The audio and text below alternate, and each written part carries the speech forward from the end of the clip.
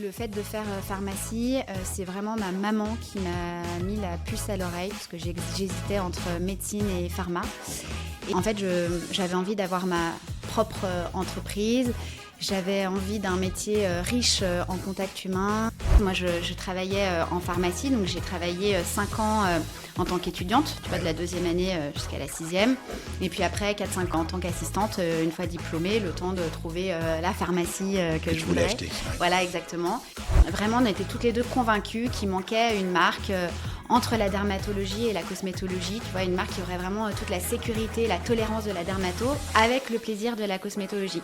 Accessible aussi en termes de prix et puis une marque engagée. Et tu vois, tout ça, en fait, finalement, ça n'existe pas. Il y a 10 ans, on ne parlait pas de sain, de naturel. Et je pense qu'on a été vraiment précurseurs là-dedans. Tu demandes aux commerciaux d'avoir un discours précis, un temps dédié pour expliquer ce que c'est qu'une entreprise régénérative, de planter des graines, tu vois, dans l'esprit des pharmacies, parce que tu changes complètement ta façon de proposer le produit, de le concevoir, de le transporter, et c'est tous ces changements à côté de toi aussi et tous les changements que tu provoques qui fait que tu deviens une entreprise à visée régénérative. Bienvenue Colline, je suis ravi de te recevoir aujourd'hui dans On tombe la blouse. Merci de me recevoir. Et alors, la première question, tout de suite, c'est la question fatidique. Est-ce que tu es pharmacien ou pas, Colline ? Tout à fait. Je suis pharmacienne. Pharmacienne. Alors, à l'époque, la femme du pharmacien. Non, maintenant, pharmacienne, on a le droit. Voilà. Et la deuxième question fatidique, du coup, est-ce que tu es prêt à tomber la blouse pendant cette interview ? Prête. Bon. Alors, on est parti. La première question qui me vient, c'est que j'aimerais que tu me racontes un peu ton enfance. Comment tu t'es destiné à la rosée et comment tes parents, je pense, sont intervenus dans ce choix ou carrément pas dans ce choix-là. Alors, mon enfance, ou tu veux que je prenne au moment où j'ai décidé à partir de... D'abord ton enfance, comment elle a joué dans ton choix d'être pharmacienne ? Ok, alors Colline petite fille, c'était une petite fille joyeuse, j'aimais avoir plein d'amis. Ouais. Je pense que mes parents disent de moi que j'étais une petite fille indépendante, déterminée. Donc finalement, c'est peut-être ça qui est resté et qui a joué finalement dans mon choix. Mais le fait de faire pharmacie, c'est vraiment ma maman qui m'a mis la puce à l'oreille parce que j'hésitais entre médecine et pharma. D'accord. Et en fait, j'avais envie d'avoir ma propre entreprise. J'avais envie d'un métier riche en contact humain et j'avais cette volonté de riche en contact et finalement dans la santé, tu vois. Et donc ça cochait pas mal de cases. Tu avais envie d'être indépendante, tu voulais être à ton compte. C'est ce que, c'est ce que ta maman non, disait. Je disais pas quand j'étais petite, je veux être pharmacienne. Enfin, je disais pas ça, mais en tout cas, j'avais ce trait de caractère d'être indépendante et de savoir ce que je voulais. Voilà. D'accord. Mais j'étais, tu vois, aussi une petite fille assez timide quand même. Donc, j'avais tout ça à la fois, mais je pense que ce qui a joué après dans mes décisions, c'est le fait c'est cette quête d'indépendance, de liberté. D'accord. Et cette quête d'indépendance, tu crois que tu la dois à tes parents ou c'est un truc qui était intrinsèque à toi ? Est-ce que tes parents, c'était des gens... Alors, mes parents n'étaient pas entrepreneurs. Mon père était dirigeant d'entreprise et ma maman, prof de français et de latin. D'accord. Mais je pense que si, on parlait quand même beaucoup. Mes frères et sœurs, mes plus grands frères et sœurs, avaient une entreprise tous les deux et on parlait beaucoup entreprise à la maison, business. Et donc, je pense que j'ai baigné là-dedans. Ça m'a forcément nourri quelque part. Bah, forcément. Et du coup, donc, tu choisis, tu as ton bac.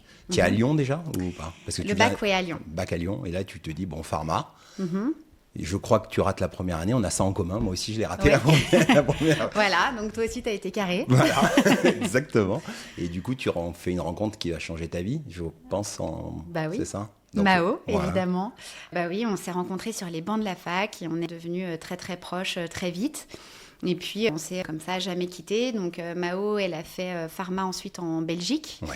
Et puis après, elle a fait 1 an à HEC entrepreneur. Ouais. Donc, un master. Master, je connais très bien. J'ai des copains qui l'ont fait. D'accord. Ouais. Et puis, moi, j'avais choisi l'officine. Donc, comme je voulais avoir ma propre pharmacie. Donc, on avait 2 parcours différents, mais on s'est toujours suivis.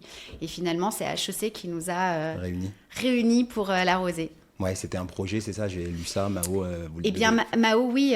Donc, en fait, l'histoire, c'est qu'elle devait pitcher un projet d'entreprise. C'est un peu ça, finalement, le master. C'est une idée d'entreprise. Et puis, à la fin, en fait, on te pousse à te lancer. Et on s'est retrouvés lors d'un réveillon. Et donc, le lendemain, quand on est reparti, on était dans la même voiture. Et puis, elle m'expliquait son projet d'entreprise. Elle devait pitcher. Puis, comme ça, on a cherché une idée toutes les deux, mais c'était pas... Enfin, tu vois, tout ça était vraiment très spontané. Et puis, elle a pris son ordi, on a commencé à noter, voilà, une idée d'entreprise. Moi, je travaillais en pharmacie, donc j'ai travaillé 5 ans en tant qu'étudiante, tu vois, de la 2e année jusqu'à la 6e. Et puis après, 4-5 ans en tant qu'assistante, une fois diplômée, le temps de trouver la pharmacie que je voulais acheter. Ouais. Voilà, exactement. Et puis aussi de faire des économies pour pouvoir se lancer. Et du coup, on a parlé de ce projet dans la voiture, mais voilà, l'idée, moi je lui parlais de ce que je connaissais, donc des constats que je pouvais faire en pharmacie, et puis elle aussi, elle avait ses ressentis, ses envies, etc. Et puis on avait vraiment, on était toutes les deux convaincues qu'il manquait une marque entre la dermatologie et la cosmétologie, tu vois, une marque qui aurait vraiment toute la sécurité, la tolérance de la dermato, avec le plaisir de la cosmétologie. Et une marque joyeuse, une marque dans laquelle on pouvait s'identifier, qu'on pouvait partager, une marque accessible aussi en termes de prix, et puis une marque engagée. Et tu vois, tout ça, en fait, finalement, ça n'existe pas. Il y a 10 ans, quand on parlait vraiment... Pas du tout. Voilà, on parlait pas de sain, de naturel. Rappelle-toi, on s'était rencontrés. Sain, naturel, éco-responsabilité, on n'en parlait pas du tout. Donc... je pense on était vraiment à l'aube d'une révolution dans les cosmétiques, et je pense qu'on a été vraiment précurseur là-dedans. Et donc, on a été... Tout ça s'est fait de manière très instinctive, puisque du coup, on a parlé de cette idée-là. Mao a pitché le lendemain. Ça a plu au jury d'HEC. Et finalement, je me suis retrouvée dans ce parcours-là, parce qu'elle m'a dit, qu'est-ce que tu fais ? On doit préparer le jury de la H, et puis il faut faire un business plan, etc. Où t'es à telle date, etc. Donc, tu vois, je me suis retrouvée un peu dans ce parcours. Et puis, d'ailleurs, son année à HEC me passionnait. Je me disais, c'est quand même très cool, ça me correspond. Moi, j'avais fait le choix de l'officine, mais j'adorais qu'elle m'en parle. Et comme ça, toutes les deux, pour le coup, on a vraiment travaillé, mais c'était un jeu. On s'est pas dit à la fin... on va lancer notre entreprise, tu vois, on va lancer notre marque de cosmétiques. Moi, je trouvais ça super de faire partie de ce parcours à travers elle, finalement. Et puis comme on s'entend hyper bien et qu'on était... c'était vraiment un jeu, on créait, on travaillait, on apprenait, et on a passé comme ça toutes les étapes. On était 37 groupes au départ, et puis on a fini dans les 3... dernier ou premier, je sais pas dans quel sens tu veux le dire, mais en tout cas les 3 favoris. Puis après, on a toutes les deux un grain de folie, et on s'est lancé comme ça. On s'est dit, finalement, maintenant qu'on a l'idée, qu'on a fait le business plan, go. Et on s'est pas posé plus de questions que ça. On n'a pas pensé aux mastodontes du marché. On s'est dit, go. Mais des fois, il faut ça pour se lancer. Je pense que vous aviez capté les signaux faibles, mais des fois, moi comme je le vois, quand on voit arriver des petites marques en pharma, on se dit...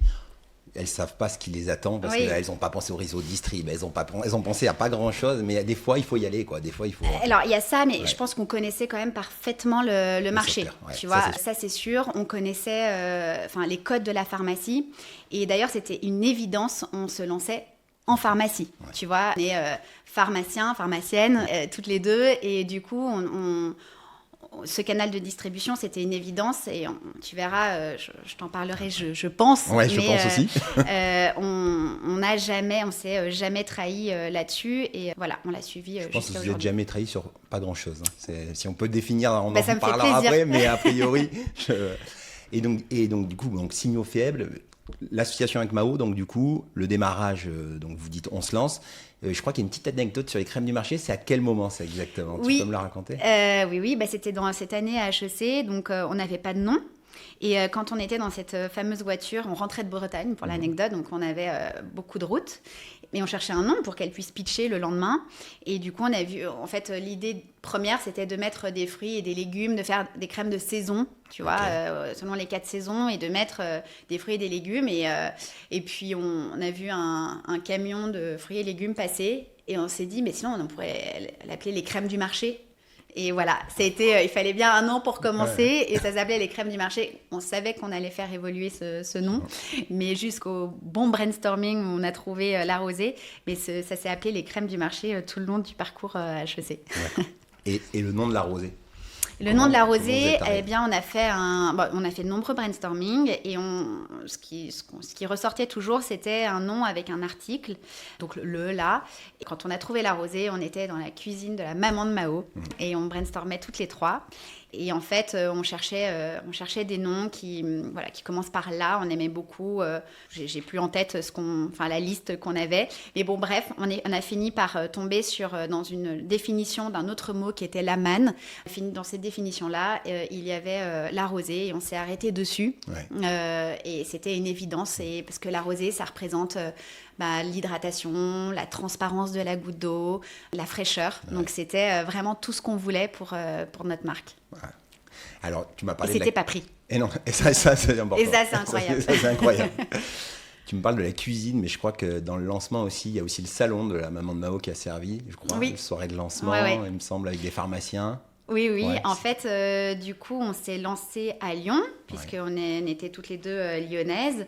Et en fait, on s'est dit, mais comment on va faire ? Évidemment, on comptait démarcher, tu vas le voir, on a fait après, mais on s'est dit, il faut bien qu'on commence par quelque chose. Et on a décidé de faire des soirées de lancement. Ouais. Et donc on a pris ma petite Vespa, que j'ai toujours, et on est allé avec notre carton d'invitation comme à un mariage. On voulait surtout pas déranger les pharmaciens au comptoir, on n'a même pas reçu nos 5 premiers produits, et on est allé comme ça faire tout Lyon, et on disait au comptoir qu'on avait monté une gamme de cosmétiques, qu'on était toutes les deux pharmaciennes, et qu'on les invitait à une soirée de lancement, et on a fait 3 soirées de lancement à telle date. Et comme ça, il y a 30 pharmaciens qui sont venus. Okay. Et les 30 ont signé. Et donc, on a pu aller le lendemain de ces soirées dans la 31e, dire, on est lancé depuis 3 jours et on est dans 30 pharmacies à Lyon. Donc, ça a été ces soirées de lancement qu'on a fait avant de démarcher toutes les deux. Donc, après, on a fait toutes les grandes villes de France. Ouais. Donc, Lyon, Paris, Marseille, tout. Voilà, Bordeaux, Caen. On a pu apprendre vraiment la géographie française et découvrir ce beau pays. Parce qu'on a vraiment été partout, toutes les deux. Et c'était un moment vraiment singulier, tu vois. J'ai un souvenir incroyable de ce démarchage. On faisait parfois 20 à 25 km par jour parce que on était dans une ville, on marchait toute la journée, on avait notre programme, notre nombre de pharmacies à aller voir, notre parcours. Au début, on faisait tout à 2, puis après, on s'est splitté, on s'encourageait, on mettait des +1 dans notre WhatsApp pour se dire « Allez, vas-y », etc., s'encourager.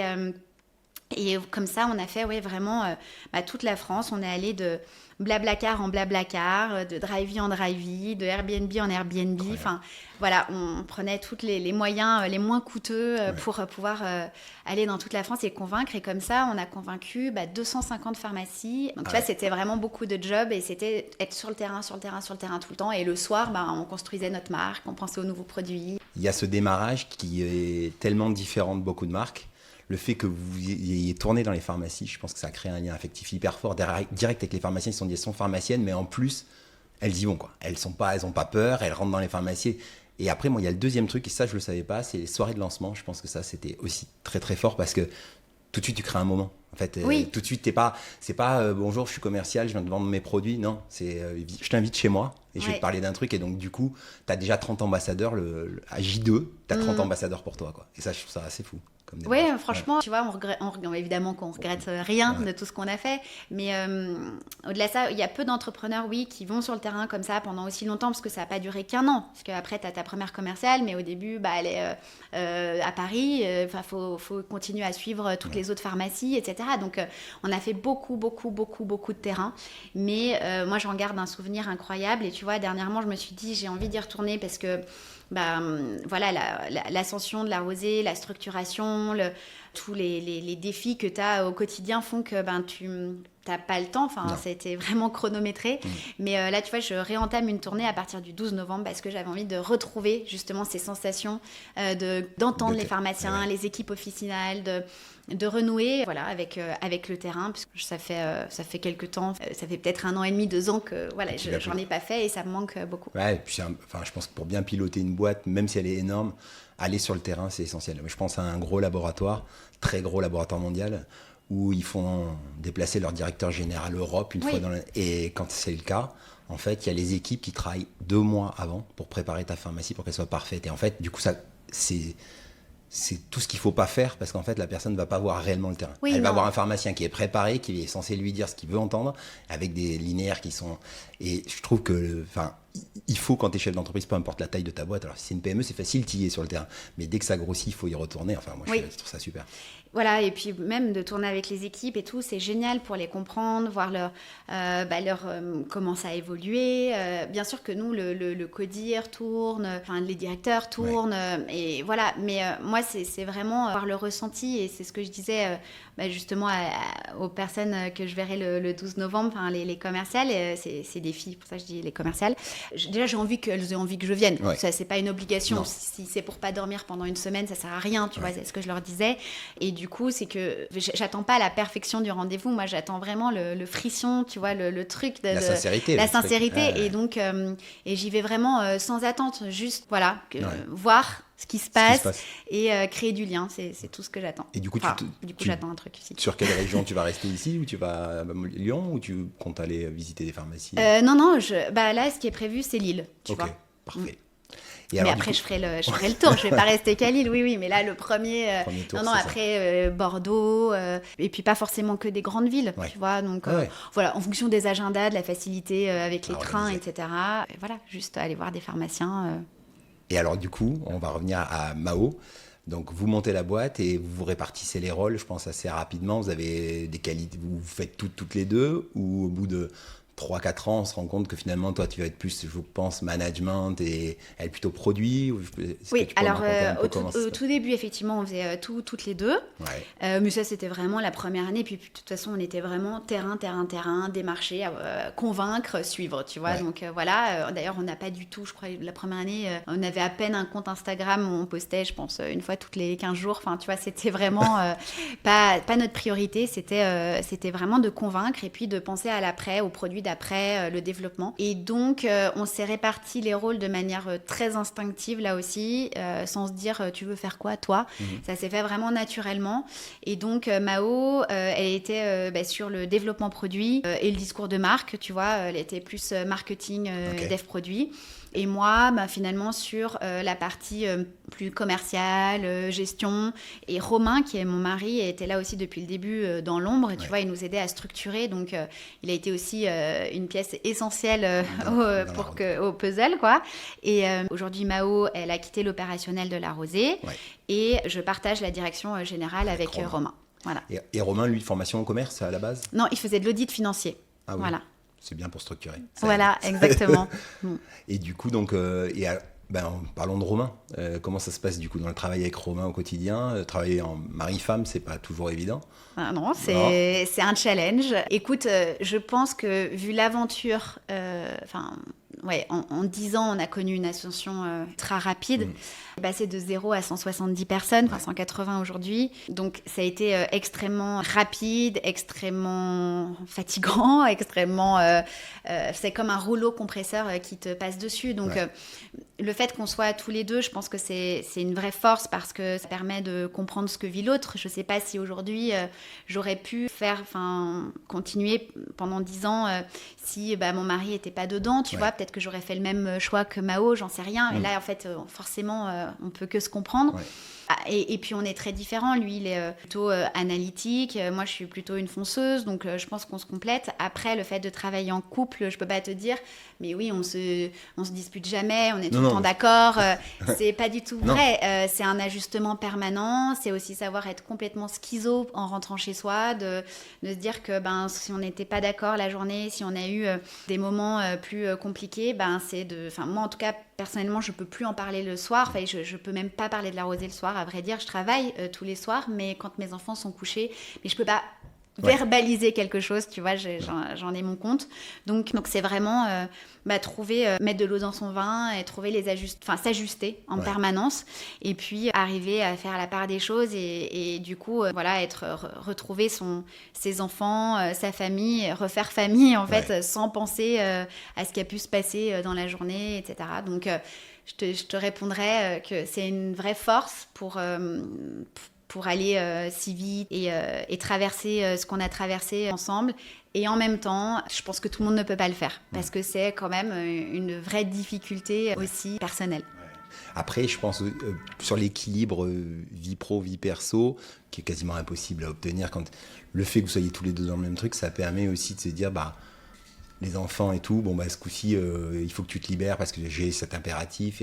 Je pense qu'il y a, alors que vous n'êtes pas dans le même métier, c'est pourquoi on favoriserait ton métier, ton labo, alors que moi, finalement, voilà. Et là, ça permet d'avoir... Je trouve que ça met de l'équilibre dans le truc parce que tu es dans la même aventure, donc tu comprends et tu dis, je m'en occupe, vas-y, va faire ton truc et on peut s'alterner, on peut... t'as tout à fait raison. Ouais. Oui, on s'ajuste plus facilement quand on vit la même aventure, quoi. Et donc, du coup, maintenant, vous êtes tous les deux aux commandes. Oui. Voilà. On se partage la direction générale. Okay. On a chacun nos sujets qui sont étroitement liés aussi. Et voilà. À quel moment tu as compris que la rosée avait changé de dimension ? Parce qu'il y a peut-être... dans les boîtes, on ne se rend pas compte, on est toujours à faire. Et puis, un moment, on regarde et on se dit, oh là là, c'est quand même... Est-ce qu'il y a un moment où tu t'es dit, c'est fou ce qui est en train de se passer ? Alors, je pense qu'on ne réalise pas vraiment, finalement, parce que tu es vraiment, comme je te le disais tout à l'heure, dans ce rouleau compresseur et t'avances. Les choses vont si vite que finalement, tu n'as même pas le temps de réaliser. Je pense qu'il y a des moments clés où tu prends le temps juste de te poser. Et par exemple, je vais te citer un événement dernièrement, quand on a fait notre team building des 10 ans. Ouais. C'était un moment, donc c'était en août, on était 4 jours tous ensemble. Et c'était vraiment 4 jours magiques dont je me souviendrai toute ma vie. Ce serait pas en Camargue ? Alors on a fait aussi en Camargue, c'était magique aussi, parce que tous les team buildings sont incroyables et à chaque fois, en plus pour moi, c'est une surprise que je sais jamais ce qui va se passer, donc c'est organisé en interne. Mais là, tu vois, c'était un moment vraiment de communion, un moment magique entre nous tous. Tout était... on a vraiment fêté nos 10 ans, tout était incroyable. Mais c'est ce qui m'a vraiment, habité, c'est cette énergie entre nous tous, c'est ce lien entre nous tous, cette connexion. Et puis, on a, c'est dur de l'expliquer à l'extérieur. D'ailleurs, on se le dit entre nous, c'est dur de pouvoir le raconter tellement c'était intense. Mais j'ai vraiment pris le temps de me poser, tu vois, et de me dire, waouh, tu vois, ça, tu t'en souviendras toute ta vie. En 10 ans, d'avoir réussi à garder cet ADN, finalement, un peu familial, même si c'est toujours difficile de parler de famille dans le pro, mais tu vois, c'est ce lien entre les gens, c'est vraiment ce qui fait la force d'une équipe. Et c'était intense ce qu'on a vécu, c'était beau. Et là, j'ai réalisé, tu vois, tu dis, finalement, quand j'oublierai tout, je me souviendrai toujours de ce moment, tu vois. Ouais, très bien. Et dans la construction de la rosée, au niveau des valeurs, les valeurs de la marque, on les connaît, mais est-ce que les valeurs de la marque et les valeurs de l'entreprise, c'est quoi les valeurs de l'entreprise pour toi qui ont fait le ciment de la boîte ? Parce que c'est ça aussi, c'est quand tu as des valeurs, tu peux croître et des fois, il faut se rappeler ses valeurs. Mais il faut toujours se rattacher à ces valeurs pour quand justement tu dois prendre des décisions toute la journée et que ça va très vite. En fait, tu te raccroches toujours à tes piliers, tes valeurs, tes piliers de marque, ce qui fait ta marque, pour pas dévier, pour pas céder à la tentation, à la facilité, et tes valeurs de marque, ce qui fait vraiment ta culture d'entreprise. Et on les a définies, ces valeurs, parce que tu vois, on n'avait pas pris le temps de les définir. On disait souvent c'est la rosée ou ça c'est pas la rosée, on entendait les équipes dire ça. Et en Camargue, t'en parlais, justement à ce séminaire, on a demandé aux équipes d'écrire 3 mots qui définissent la rosée. Et de ces mots, donc on était une centaine à ce moment-là en Camargue, de ces mots, eh bien, on a pu les rassembler et puis en faire des petits paquets qui ont défini finalement les valeurs de la rosée. Et on a retenu 7 valeurs qui caractérisent vraiment la culture d'entreprise.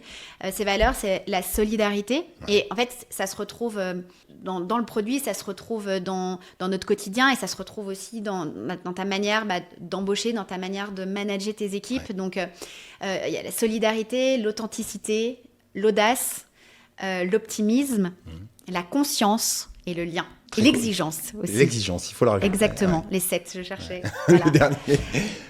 Tout est cohérent. C'est-à-dire que là, je peux te développer chaque valeur si tu veux, mais vraiment, j'ai des exemples, des anecdotes précises pour te montrer à quel point, en fait, au quotidien, oui, ces valeurs-là, on en parle. D'ailleurs, Ouais. c'est dans les réunions d'équipe, tu vois, on se dit on va faire ce choix-là parce que, en effet, on va pas choisir la facilité. C'est un choix audacieux, c'est un choix risqué, mais on tente et on se donne le droit de faire des erreurs, tu vois. On se donne le droit à l'erreur. Donc, et c'est comme ça qu'on arrive sur le marché avec en dentifrice alors qu'on est une marque de cosmétiques. Ouais. Je veux dire, on nous attendait pas là-dessus. Non. Et pourtant, on a fait ce dentifrice qui est aujourd'hui numéro 1 des ventes en pharmacie des dentifrices. Tout confondu. Tout confondu. Ah ouais. C'est le dentifrice La Rosée. D'accord. Mais tu vois, c'était pas attendu. Non. Mais on a eu l'audace de se dire, mais oui, en fait, on a l'essentiel de la salle de bain et de la table à langer, évidemment. On va faire un dentifrice et puis on veut qu'il soit approuvé par l'Association des dentistes de France. Fluor. Et voilà, donc tu vois, on veut une composition parfaite et on ira voir les bons acteurs, les bons façonniers. Ouais. Et voilà, et c'est ce qu'on a fait. Quand on a lancé les capillaires avec un flacon en verre vide, tu vois, c'est audacieux. Ouais. Le pharmacien, quand tu lui présentes ça, il te dit, en fait, dans ma vie, j'ai jamais vendu un flacon en verre vide, donc expliquez-moi. Ben non, mais c'est pas être illuminé que de faire ça. Tu vois, c'est proposer des nouveaux modes de consommation, c'est penser au futur. Et on l'a fait. Ben, tu vois, ça, ce sont des choix audacieux. Et c'est des choix faits en toute conscience aussi, tu vois. Parce qu'en fait, on sait pourquoi on le fait. Parce que, et je t'en parlerai peut-être après, des vrais engagements de La Rosée, vers où on va. Mais c'est des choix qu'on fait en toute conscience. On sait que ce sera difficile. On sait qu'on va peut-être pas convaincre tout le monde d'un coup. Mais on y va. En commençant, moi je me rappelle, votre marque arrive et vous n'avez pas de boîte. Oui. Et tout le monde dit, mais pourquoi ils mettent pas de boîte, ils sont fous et tout. Alors bon, il y a quelques personnes qui disent, bah si, il y a peut-être un problème sur la planète, il y a peut-être des sujets, il faut économiser. Mais les 3 quarts des pharmaciens, voire je sais pas, 95 à mon avis, à ce moment-là, ils disent, mais pourquoi ils mettent pas de boîte? Complètement, mais ça c'est une anecdote complètement vraie. On avait du coup enlevé nos packaging secondaires parce qu'on se disait, déjà ils servent à rien. On avait dès le début cette envie d'avoir une marque engagée avec des valeurs, en tout cas des choix forts pour la planète. Et tu verras, ça s'est vraiment précisé au fur et à mesure. Mais ça fait partie de notre ADN depuis le début. Et tu vois, on est hyper fiers aujourd'hui d'avoir enlevé ces packaging secondaires, que d'autres suivent d'ailleurs, parce que depuis 10 ans, on a pu économiser comme ça 300 tonnes de carton. Ouais. C'est énorme. C'est énorme.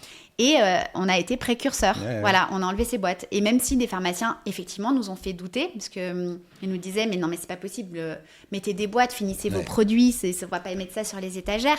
Mais non, on était convaincus, déterminés, et on a suivi vraiment notre ligne de conduite, et on n'a jamais remis les boîtes. Ah, mais en fait, dans toutes les marques qui ont cartonné, bon, vous avez vraiment beaucoup cartonné, c'est être sûr de soi. Et en fait, les pharmaciens, ils peuvent, désolé pour mes confrères, et on est tous dans ce cas-là.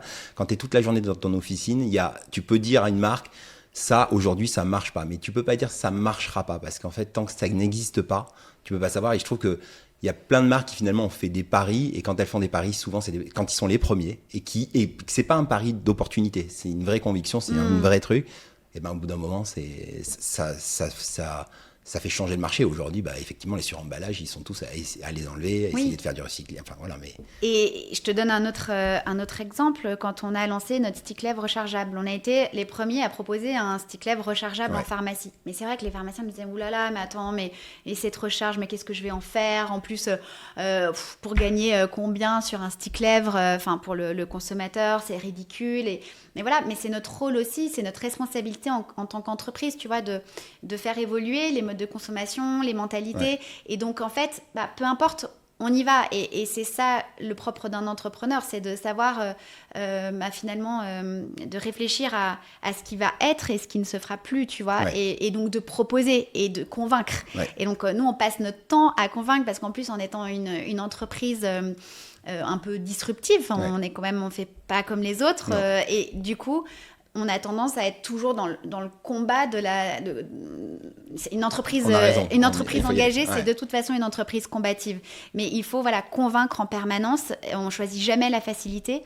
Mais in fine, comme on fait des choix engagés, justes, cohérents, et bien à la fin. Ça marche. Ça marche. Et avec la taille, parce que quand t'es petit, c'est pas que c'est plus facile, mais quand t'es petit, t'as personne qui va te dire non, fais pas ça. Là, maintenant, t'as beaucoup de monde dans la boîte, t'as beaucoup de gens qui sont des sachants. Est-ce qu'aujourd'hui, tu penses que t'as toujours le même état d'esprit fonceur, plus qu'avant même, ou sur futurs choix de produits? Est-ce que tu penses que tu es aussi audacieuse que ce que vous l'avez été par le... Complètement, parce que justement, ça fait partie de tes valeurs. Ouais. Donc en fait, tu te raccroches en permanence à tes valeurs, tu rechallenges autour de ces valeurs-là. Et au niveau du produit, là, on arrive, je peux le dire maintenant, avec notre... puisqu'elle est présentée en ce moment en pharmacie, avec notre gamme de maquillage. Tu vois, on n'était pas sur ce segment-là. Et on arrive avec une proposition ultra innovante, avec un boîtier vide, mais un boîtier... pas n'importe quel boîtier, déjà canon, esthétique comme toujours, mais un boîtier 100% recyclé et qui est recyclable parce qu'on a ces petites innovations aussi de pouvoir enlever le miroir parce que c'est ce qui empêche justement de recycler ton boîtier. Un boîtier hyper robuste et qu'on va vendre vide avec des recharges, 4 teintes. Et ce maquillage, mais encore une fois, on a mis du temps à le mettre sur le marché parce que c'est le temps de formulation, d'aller... On est vraiment des jusque-boutistes, tu vois. On veut arriver vu qu'on a peu de produits, parce qu'on n'en a que 47, ce qui est très peu en 10 ans quand tu sais que les autres en ont plusieurs centaines. Mais c'est d'arriver avec le produit le plus abouti possible, on est exigeant, ça fait partie de nos valeurs. Et donc, de se dire non, chaque détail compte. Et tu vois, notre poudre, elle est infusée en soins. Elle est 100% naturelle. Elle est sans ingrédients apolémiques comme du talc, des silicones, des nanoparticules que tu peux retrouver dans toutes les poudres. On a une poudre qui est incroyable et à un prix hyper accessible. Et ça, c'est de l'audace. On arrive sur un nouveau segment. On se dit oui, on va pas faire qu'une poudre. Non, elle sera infusée en soins. Elle sera 100% naturelle. Elle sera sans tout ça. Et en fait, on ira jusqu'au bout. Elle aura aussi un prix canon, tu vois. Et en fait, c'est l'exigence qu'on se met. Ouais. C'est l'audace d'y aller, de se dire, oui, mais les pharmaciens, est-ce qu'ils sont vraiment très make-up, etc. Non, clairement pas. En fait... On va prévoir des quantités pour qu'ils soient make-up, en fait. Parce qu'on va permettre à la cliente d'arriver, qui va s'approvisionner ailleurs, qu'elle revienne en pharmacie. Et ça, c'est aussi une conviction depuis le départ qu'on a, puisqu'on fait tout pour la pharmacie. Tu vois, on a fait on a fait des renoncements très, très forts. Et les pharmaciens ne s'en rendent pas forcément compte depuis le début, mais on a renoncé à la GMS, à des accords... hyper alléchant quand on faisait 3 millions de chiffres et que tu as des grandes chaînes qui viennent te toquer à la porte et qui te proposent des contrats à hauteur de ton chiffre d'affaires actuel et que tu dis je vais réfléchir 2 secondes quand même, mais je pense que c'est non. Bon, je rappelle, c'est non. Faut être sûr de où tu vas, tu vois, et il faut être convaincu et déterminé. Et c'est ce qu'on a fait pour la pharmacie. Aujourd'hui, notre site internet, la page la plus visitée, c'est « Où trouver ma pharmacie ?» Tu vois, on est vraiment la marque des pharmaciens. Et ça, on l'a fait depuis... Enfin, on n'a jamais tergiversé, on ne s'est jamais trahi. On a quelques parapharmacies, mais qu'on implante au pas de porte avec des conditions qui sont inférieures à celles des pharmaciens. Et parce qu'on est vraiment la marque des pharmacies. On a fait ce choix-là depuis le début et en 10 ans, on ne s'est jamais trahi. Non, c'est vrai. Non, moi, je suis de l'autre côté. Et non seulement vous n'êtes jamais trahi, mais même, je dirais que vous êtes... alors peut-être mais vous êtes des pharmacies, et là, c'est plus les réseaux de pharmacies, à la limite, si c'est pour valoriser la marque et tout, les constructions avec un réseau, pourquoi pas, mais vraiment, toi, c'est la pharmacie, le pharmacien, c'est vraiment son...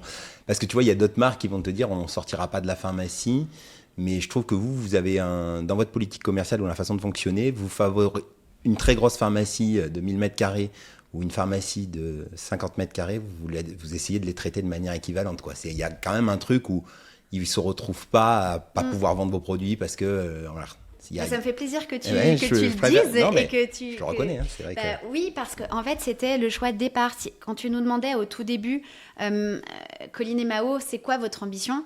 Notre ambition, c'est d'être la marque conseil numéro 1 des pharmaciens. De faire une marque pour les pharmaciens, qui représentent la pharmacie, parce qu'on a travaillé en pharmacie, c'est d'avoir une marque qui représente le gage de qualité de la pharmacie, une marque que les pharmaciens peuvent conseiller les yeux fermés, dans laquelle ils peuvent avoir confiance vraiment, une marque aux formulations ultra saines, très naturelles, et une marque engagée. Et tu vois, tout ça à la fois, et ce, à prix juste. À prix juste. Ça, c'est... Et c'est ce qui fait, quand tu me parles de la politique commerciale, c'est ce qui explique aussi qu'elle peut parfois être un peu rigide. Oui. N'est-ce pas ? On peut le dire. Tu me l'avais dit. Mais c'est pas le cas. Et je vais t'expliquer pourquoi. Déjà, cette politique commerciale, elle n'a pas changé une seule fois en 10 ans. Ouais, ça je sais. Ça, c'est bien. Ça, c'est fort. Ouais, ça, c'est bien. Et quelle était l'ambition de départ? C'est effectivement d'être la marque numéro 1 des pharmacies et de se dire, vu qu'on fait le choix de la pharmacie, c'est notre canal de distribution. En fait, il faut pouvoir convenir aux petites, aux moyennes et aux grandes et aux très grandes. Ouais. Tu vois? Et il faut réussir à faire une politique commerciale qui permette à la petite de vivre, à la grande de s'y retrouver et que tout ce petit monde puisse référencer ta gamme. Ouais. Donc tu te dis, pour convenir déjà aussi à la plus petite, même c'est ton engagement de départ de dire tu veux que l'essentiel de la salle de bain, donc ça tombe bien, mais ça permet aussi aux petites de se dire je ne prends pas de risque financier quand j'implante une marque. Ouais. Je peux avoir que la rosée, je réponds à plus de 80% de la demande avec ce qu'ils proposent. Ouais. Et je te dis 80%, c'est peut-être aujourd'hui avec nos 47 produits, c'est peut-être 90 maintenant. Tu vois, j'ai jamais fait l'étude. Mais en tout cas, un très, très grand nombre de demandes. Et je peux finalement référencer que la rosée parce que j'ai pas la trésorerie d'aller sur une autre marque. Mais une marque au moins qui m'est fidèle, qui est fidèle à la pharmacie. Donc ça, c'est ce qu'on a voulu dès le début. Et puis, d'arriver justement à garder ces prix justes et accessibles. Et pour garder, quand tu as des formules qui sont bien abouties, dans laquelle quand tu, je sais pas, par exemple, tu fais un stick solaire qui est entièrement produit à base d'énergie renouvelable, ça te coûte plus cher que si tu le fais faire en Chine, avec un packaging qui vient de Chine, etc. Tu vois. Et voilà, nous, c'est fabriqué en France, on fait attention à comment on le produit, on fait attention à ce qu'on met dedans, etc. Donc, c'est plus coûteux. Ouais. Mais pour autant, c'est d'avoir un prix juste pour le consommateur et que le pharmacien s'y retrouve. Ouais. Alors, on est arrivé en se disant, on arrive avec un prix juste pour le pharmacien, juste pour le consommateur. Et le pharmacien, il avait l'habitude, et il a toujours l'habitude, et c'est un peu notre combat de faire comprendre un peu notre démarche, d'acheter de la remise. Ouais. Nous, on propose de la marge, mais ils achètent de la remise. Et moi, en fait, le constat que je faisais quand j'étais au comptoir de la pharmacie, c'est que quand un représentant, un commercial arrivait, il me disait, bon alors, voilà, ça c'est tel produit, à tel prix, mais t'inquiète pas, t'as 40% dessus. Hein.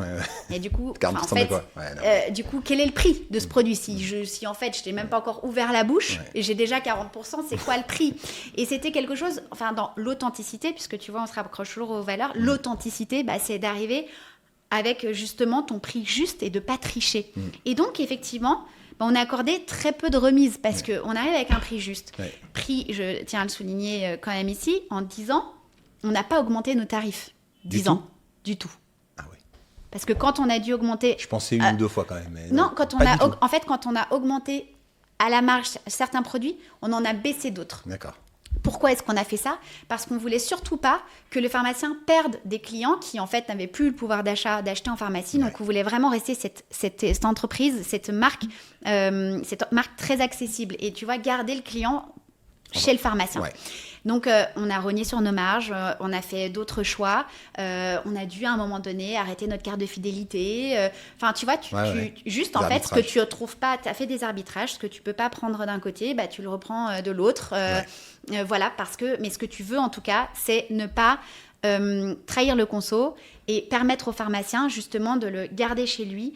Et, un autre point important, accorder au pharmacien des marges conséquentes. Ouais.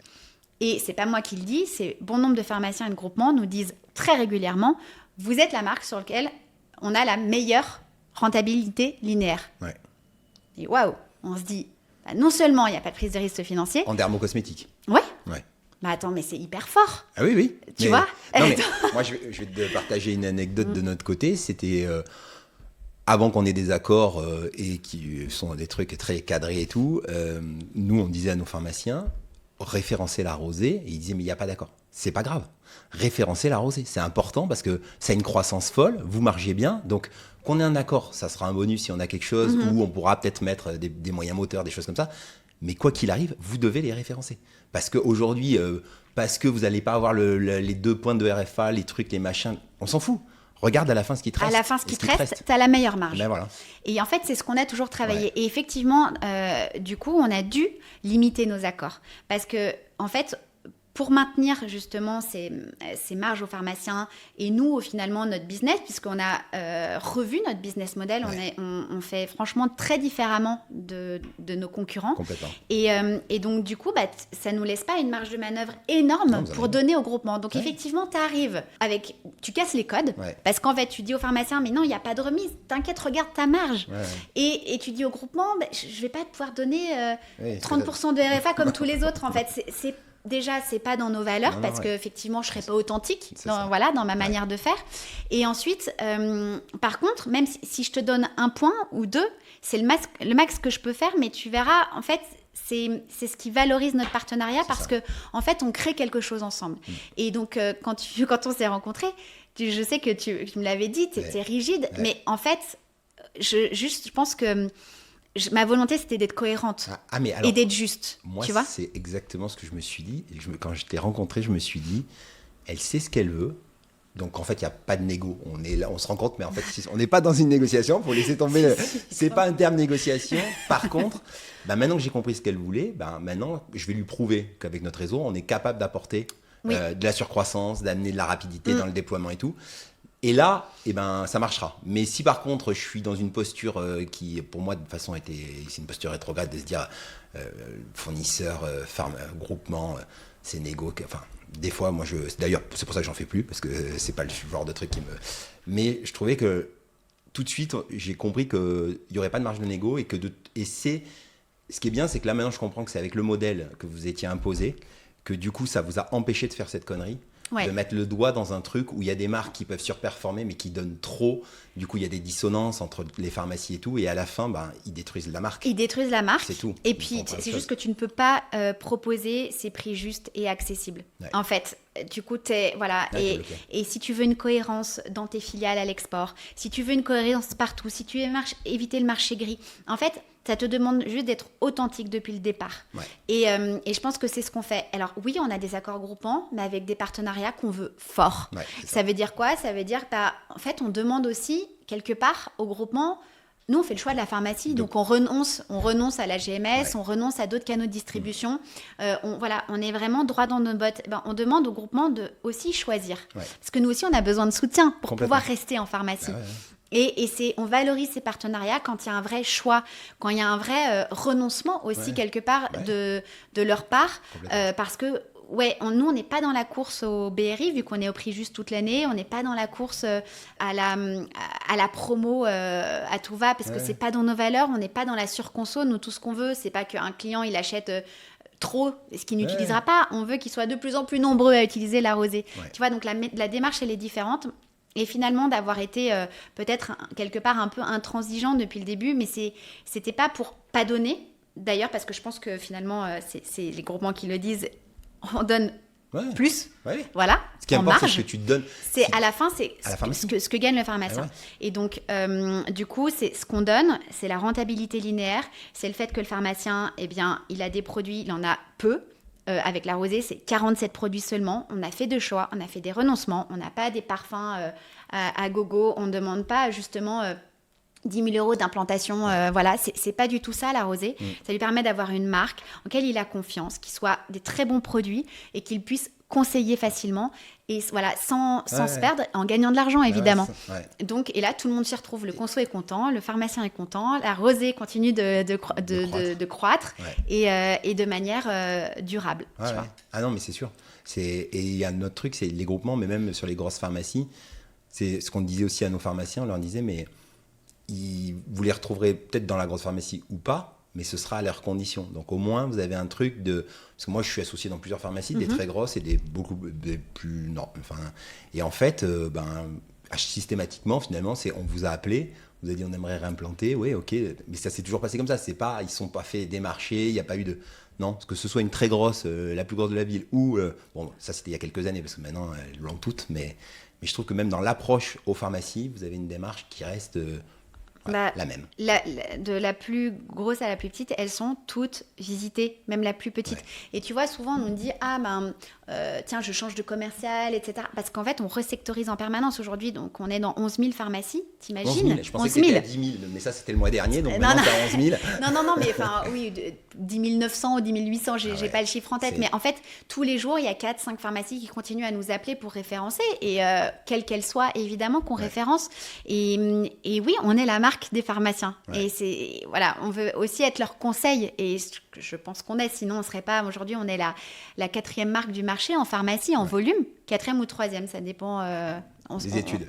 Non, c'est toujours les mêmes, mais c'est juste que voilà, on est un mois 3e, un autre mois 4e. D'accord. Mais bon, bref, on va dire 4e marque du marché en volume. Bah, t'imagines, en 10 ans, avec seulement 47 produits. Ouais. 47. Alors, on se mesure du coup, les premiers, c'est quoi ? Aven, La Roche-Posay, Bioderma, ils en ont des centaines. Ouais. Donc, elle est là, la performance, c'est d'avoir réussi à faire ça avec très peu de produits, et du coup, d'avoir un mix produit équilibré, d'avoir des produits qui plaisent, qui se réachètent. Là aussi, t'as pas vu nos produits changer, on n'a pas relancé, tu vois, notre huile de douche du départ, nos crèmes visage. En fait, c'est toujours les mêmes produits parce qu'on a été jusque boutiste, encore une fois, dans la formulation.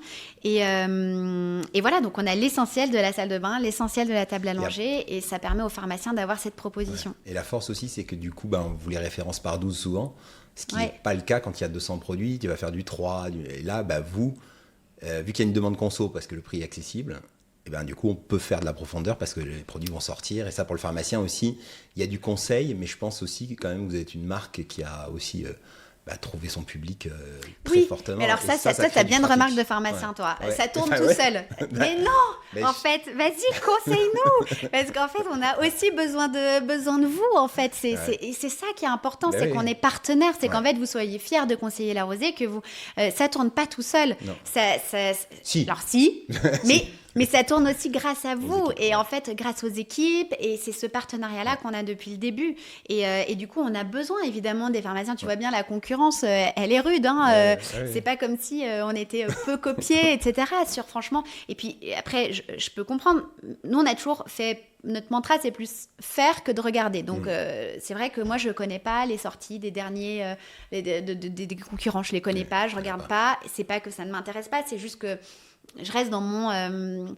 tu vois, je trace ma route, quoi. Et en fait, du coup, c'est vrai qu'on est pas mal concurrencé, mais parce que forcément, tu prends le cycle solaire, c'est le premier solaire vendu en pharmacie, tout solaire confondu. Ouais. Tu prends le déo, c'est le premier déo vendu en pharmacie. Donc, forcément, sur toutes nos références, et même sur nos recharges, parce qu'on était quand même pionniers des recharges, on a vraiment poussé la recharge en pharmacie. Mais quelle fierté de se dire que notre recharge déo, c'est le 9e produit le plus vendu, tout produit confondu en pharmacie. Le 9e. Ah oui, ok. Ça, tu savais pas. Non, je savais pas. Voilà, je te le dis. Mais alors, attends, 9e dans la catégorie... Non, pas de catégorie. Tout produit confondu. Top 50 des produits les plus vendus. La recharge de notre déo, elle est 9e. Tu regarderas les données du Cherche. Parce que... ok. Et attends, je suis enregistrée, donc je peux pas mentir. Ok, et donc du coup, tu me disais le pharmacien qui dit ça sort tout seul. Toi, comment tu vois le rôle du pharmacien, justement, dans tout ça ? Comment vu que tu es pharmacienne et vu que tu nous vois fonctionner maintenant que tu es de l'autre côté, côté labo, tu le vois comment, le rôle du pharmacien ? Qu'est-ce que tu trouves qui fait de bien ? Qu'est-ce que tu trouves qui n'a pas de sens pour toi, si tu avais une pharmacie ? Comment tu vois ce rôle-là ? Comment tu le conseillerais, quoi ? Le rôle du pharmacien, c'est un vrai rôle d'écoute, de conseil, c'est un acteur de santé de proximité, donc... Le rôle du pharmacien, je pense, c'est de bien choisir les produits qu'il a dans sa pharmacie et de bien les connaître. Son conseil est extrêmement important. Tu vois, les gens, ils adorent aller voir leur pharmacien. Et je pense que dans le futur, ce sera encore plus vrai. On a besoin de liens. Ouais. On a besoin, dans le monde d'aujourd'hui et dans ce qui nous attend, on a besoin de liens, on a besoin de proximité, on a besoin de sécurité, on a besoin de confiance, on a besoin de relations. Et du coup, c'est vraiment son rôle, tu vois, d'écoute, de prise en charge, d'être de bons conseils. Mais en fait... Le pharmacien, pour moi, le bon pharmacien, c'est celui justement qui va prendre le temps de t'écouter, de te conseiller, qui va bien connaître ses pharmacies, qui va savoir renoncer, c'est-à-dire qu'il n'aura pas tout. en fait. Il aura choisi. Et renoncer, c'est pas perdre. Non. Renoncer, c'est choisir avec exigence et c'est justement être plus cohérent, tu vois. Donc, si aujourd'hui j'étais derrière le comptoir, de toute façon, quand je l'étais à l'officine, j'avais toujours mes produits de prédilection, tu vois, et c'est ceux-là que je conseillais. Et mes ordonnances beauté, je me rappelle, je prenais dans toutes les marques mes produits chouchous. Et voilà, j'avais vraiment besoin de super bien connaître les produits pour pouvoir les conseiller. Mais le pharmacien, il a un gros rôle à jouer, et surtout dans le monde de demain. Je pense qu'aujourd'hui, peut-être que de ce que je peux voir, c'est si j'avais un groupement de pharmacies, tu vois, je pense que je ferais tout pour sensibiliser les pharmaciens, pour leur faire des parcours comme moi j'ai pu faire à la CEC, à la Convention des entreprises pour le climat.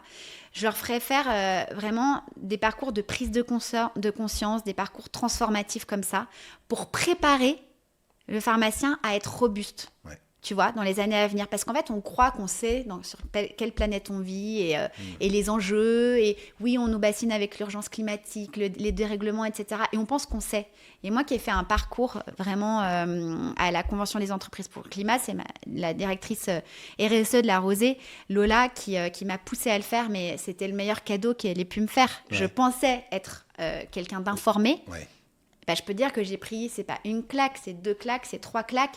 Et c'est vraiment, tu te dis, ok, mais en fait, on a une responsabilité mais énorme en tant que dirigeant, mais un devoir d'agir. Ouais. Parce qu'on va tous dans le mur. Et du coup, quand tu as cette prise de conscience-là et que tu es prêt justement à basculer, tu es prêt à transformer ton entreprise, tu es prêt à changer de regard, tu es prêt à prendre des vraies décisions pour le futur, pour tes enfants, pour les enfants des autres, pour la planète, en fait, quand tu es vraiment prêt à ça, finalement, tu construis ton futur.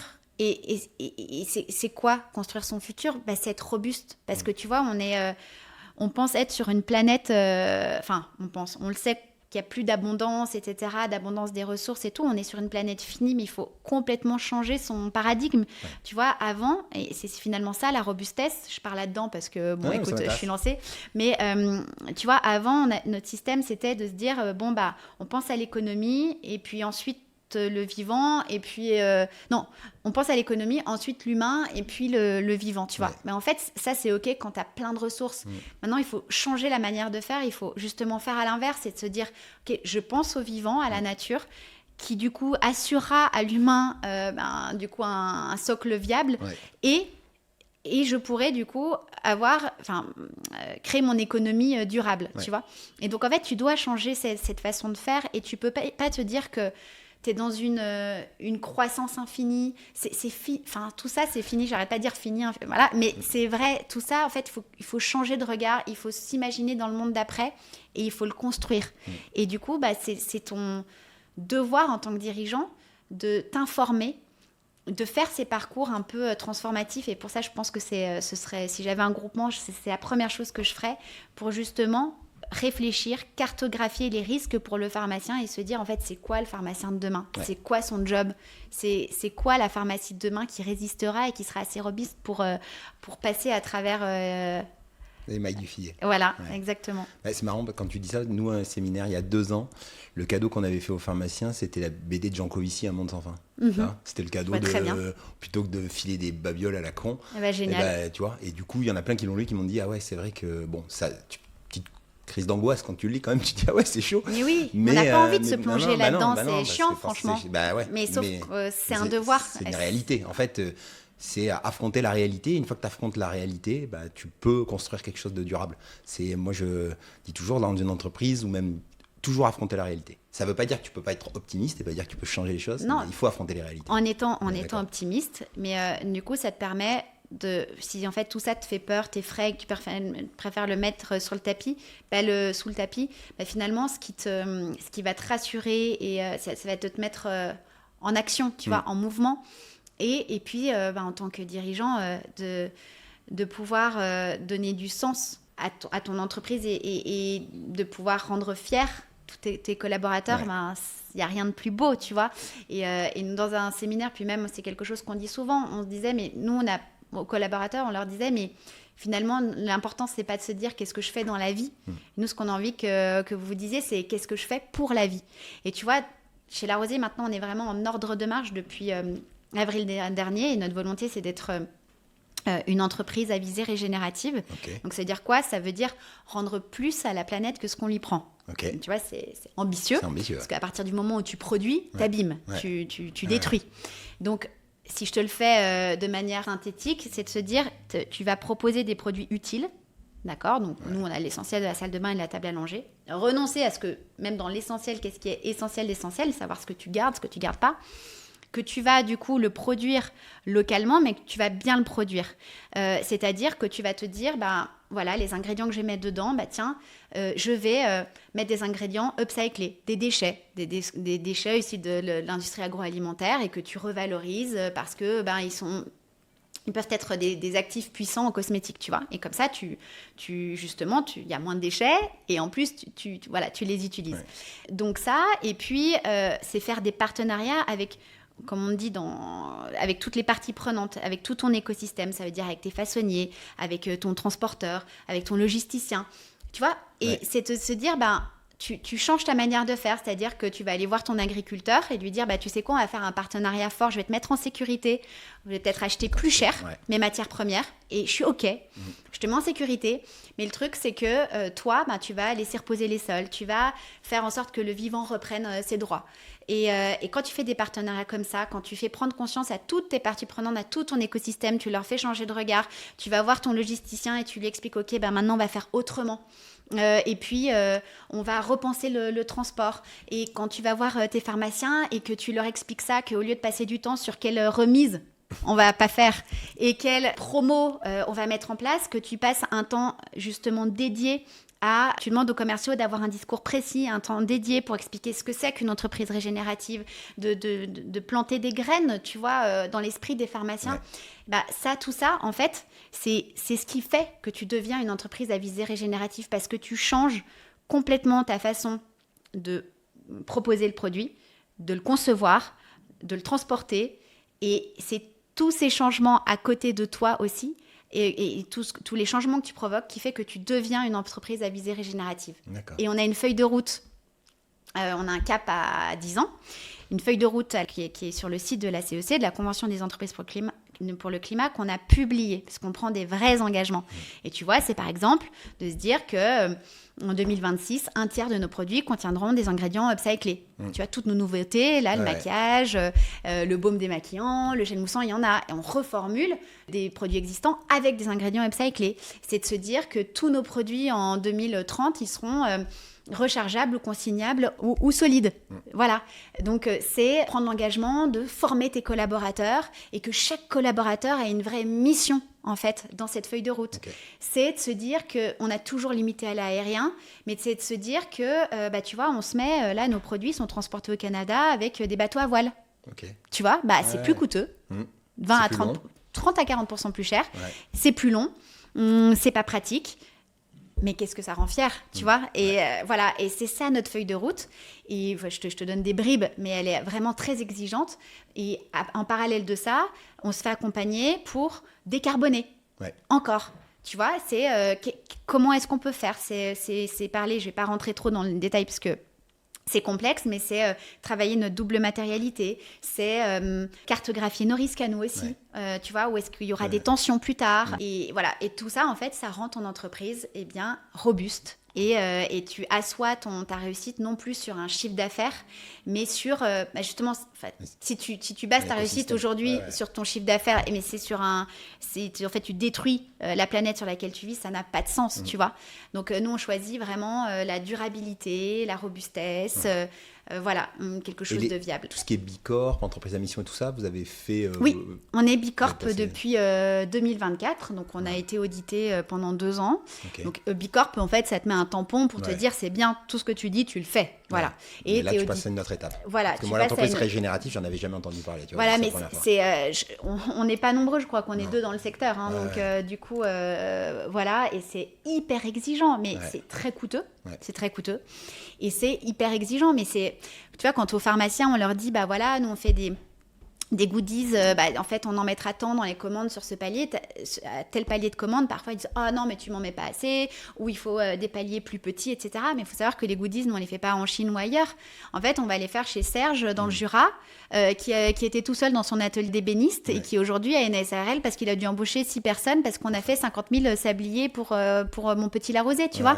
C'est d'aller dire nos réglettes, nos frontons, en fait, non, on va pas les faire ailleurs, on va les faire en France et on va aller voir Olivier dans le sud de la France et en fait on va faire quelque chose ensemble, tu vois. Et c'est ça la rosée en fait. Donc quand tu vois un goodies maintenant la rosée, tu te diras c'est un artisan derrière, il y a quelque chose derrière, il y a Olivier, il y a Serge et Olivier, il y a du coton bio, il y a c'est pensé, on ne déroge pas à la règle. L'année dernière on devait avoir des cabas et en fait pour les avoir à temps il aurait fallu qu'on les fasse acheminer en avion. Parce que, alors, du coup, par contre, tu peux pas toujours produire le textile. C'est pas en France, c'est compliqué. Eh bien, on a renoncé. On s'est dit, pas de cabas cette année. Voilà, tu vois. C'est des choix, c'est des renoncements, mais vraiment, c'est ça la rosée. Et du coup, au niveau des produits, on les a brièvement abordés, mais il y a des produits iconiques. Et comment tu expliques le succès auprès des consommateurs de ces produits ? J'aimerais que tu me parles plus des produits et de comment ils ont été connus par le grand public. Comment vous avez fait ça ? Alors, je pense que ce qui a très fortement marché chez La Rosée, c'est le bouche à oreille. Parce que tu vois, au début, on n'avait pas du tout le temps ni l'argent de faire du market, de la communication. Donc, c'est vraiment le bouche à oreille qui a fait son œuvre. On a fait une étude conso il y a 2 ans et qui révélait que plus de 70% des gens qui achètent la rosée comptent en réacheter un produit dans les 2 mois. Donc, tu vois, et donc l'audit porte sur plusieurs marques et du coup, chez les autres, c'était plus 30-40%, donc c'est un super score. Et 96% des gens se disent satisfaits du rapport qualité-prix. T'imagines, c'est exceptionnel. 96%. Donc, exceptionnel. Donc, du coup, je pense que la qualité des produits, et puis le fait qu'à chaque fois tu aies une odeur différente, légère, fait que tu réachètes et c'est une marque qui se partage. Et ça on nous l'a toujours dit, les pharmaciens nous ont toujours dit, c'est une marque qu'on achète pour faire des cadeaux, qu'on amène à des dîners, qu'on achète pour les anniversaires, on en parle à sa copine, à sa tante, à sa mère, voilà. Et je pense que ça a été vraiment très important dans le succès de la rosée. Et ouais. Non mais c'est sûr. Du point de vue marketing, c'est que ça reste... ça plaît, je pense, à tout le monde. Homme comme femme, c'est assez sobre et tout. Le prix reste accessible, mais pour autant, ça fait quand même luxe. Enfin, ça fait quand même un produit... luxe... c'est pas exactement luxe, le terme. Ça serait plutôt... Élégant. Élégant. C'est ça. C'est pas luxe, c'est élégant. Et c'est vrai que nous, en tant que pharmacien, quand je te disais ça se vend tout seul, c'est que...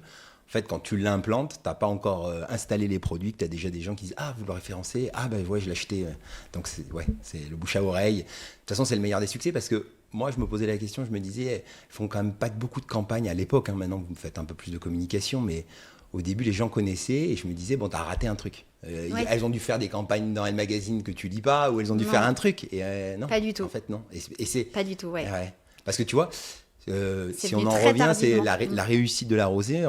Il y a plein de marques en pharmacie qui ont explosé, mais qui sont aussi redescendues aussi rapidement parce que les patrons étaient des génies du marketing, mais du marketing où on y va, on communique fortement, on lance une tendance, la tendance monte, puis elle redescend parce que c'était qu'une tendance, c'était pas un mouvement de fond. Et vous, tu vois, je me suis toujours dit, mais quand même, tu passes pas de 0 en 10 ans à 100 millions. S'il n'y a pas un truc, et en fait finalement dans l'échange, ce que je comprends, c'est que le truc c'est de la constance dans une vision, quoi. Il y a quelque chose de très vrai, c'est que tu peux être précurseur, visionnaire, ça ouvre des portes. Mais ce qui les maintient ouvertes, c'est vraiment ta cohérence, ton authenticité, et voilà, sinon tu te perds, et finalement tu perds le consommateur aussi.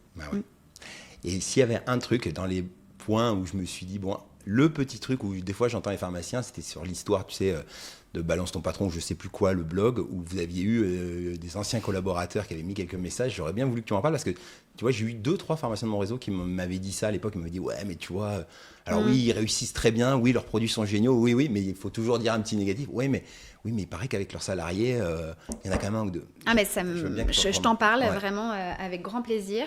Alors, en effet, c'est un compte Instagram dont je ne vais même pas citer le nom pour ne pas leur faire de la pub tellement c'est scandaleux, qui du coup épingle des startups. Alors déjà, c'était il y a 2 ans, on n'était plus une startup. Quand tu as 100 collaborateurs, déjà, tu n'es plus trop une startup. Et effectivement, tu peux trouver 10 mécontents en 10 ans. Enfin, c'est facile. Sauf que du coup, en fait, ce compte épingle sans enquête. Et du coup, c'est comme ça. Commentaire anonyme. Et voilà. Et donc, effectivement, ça a fait beaucoup de bruit parce qu'on n'était plus une start-up. La Rosée a une certaine notoriété. Donc, on en a entendu parler.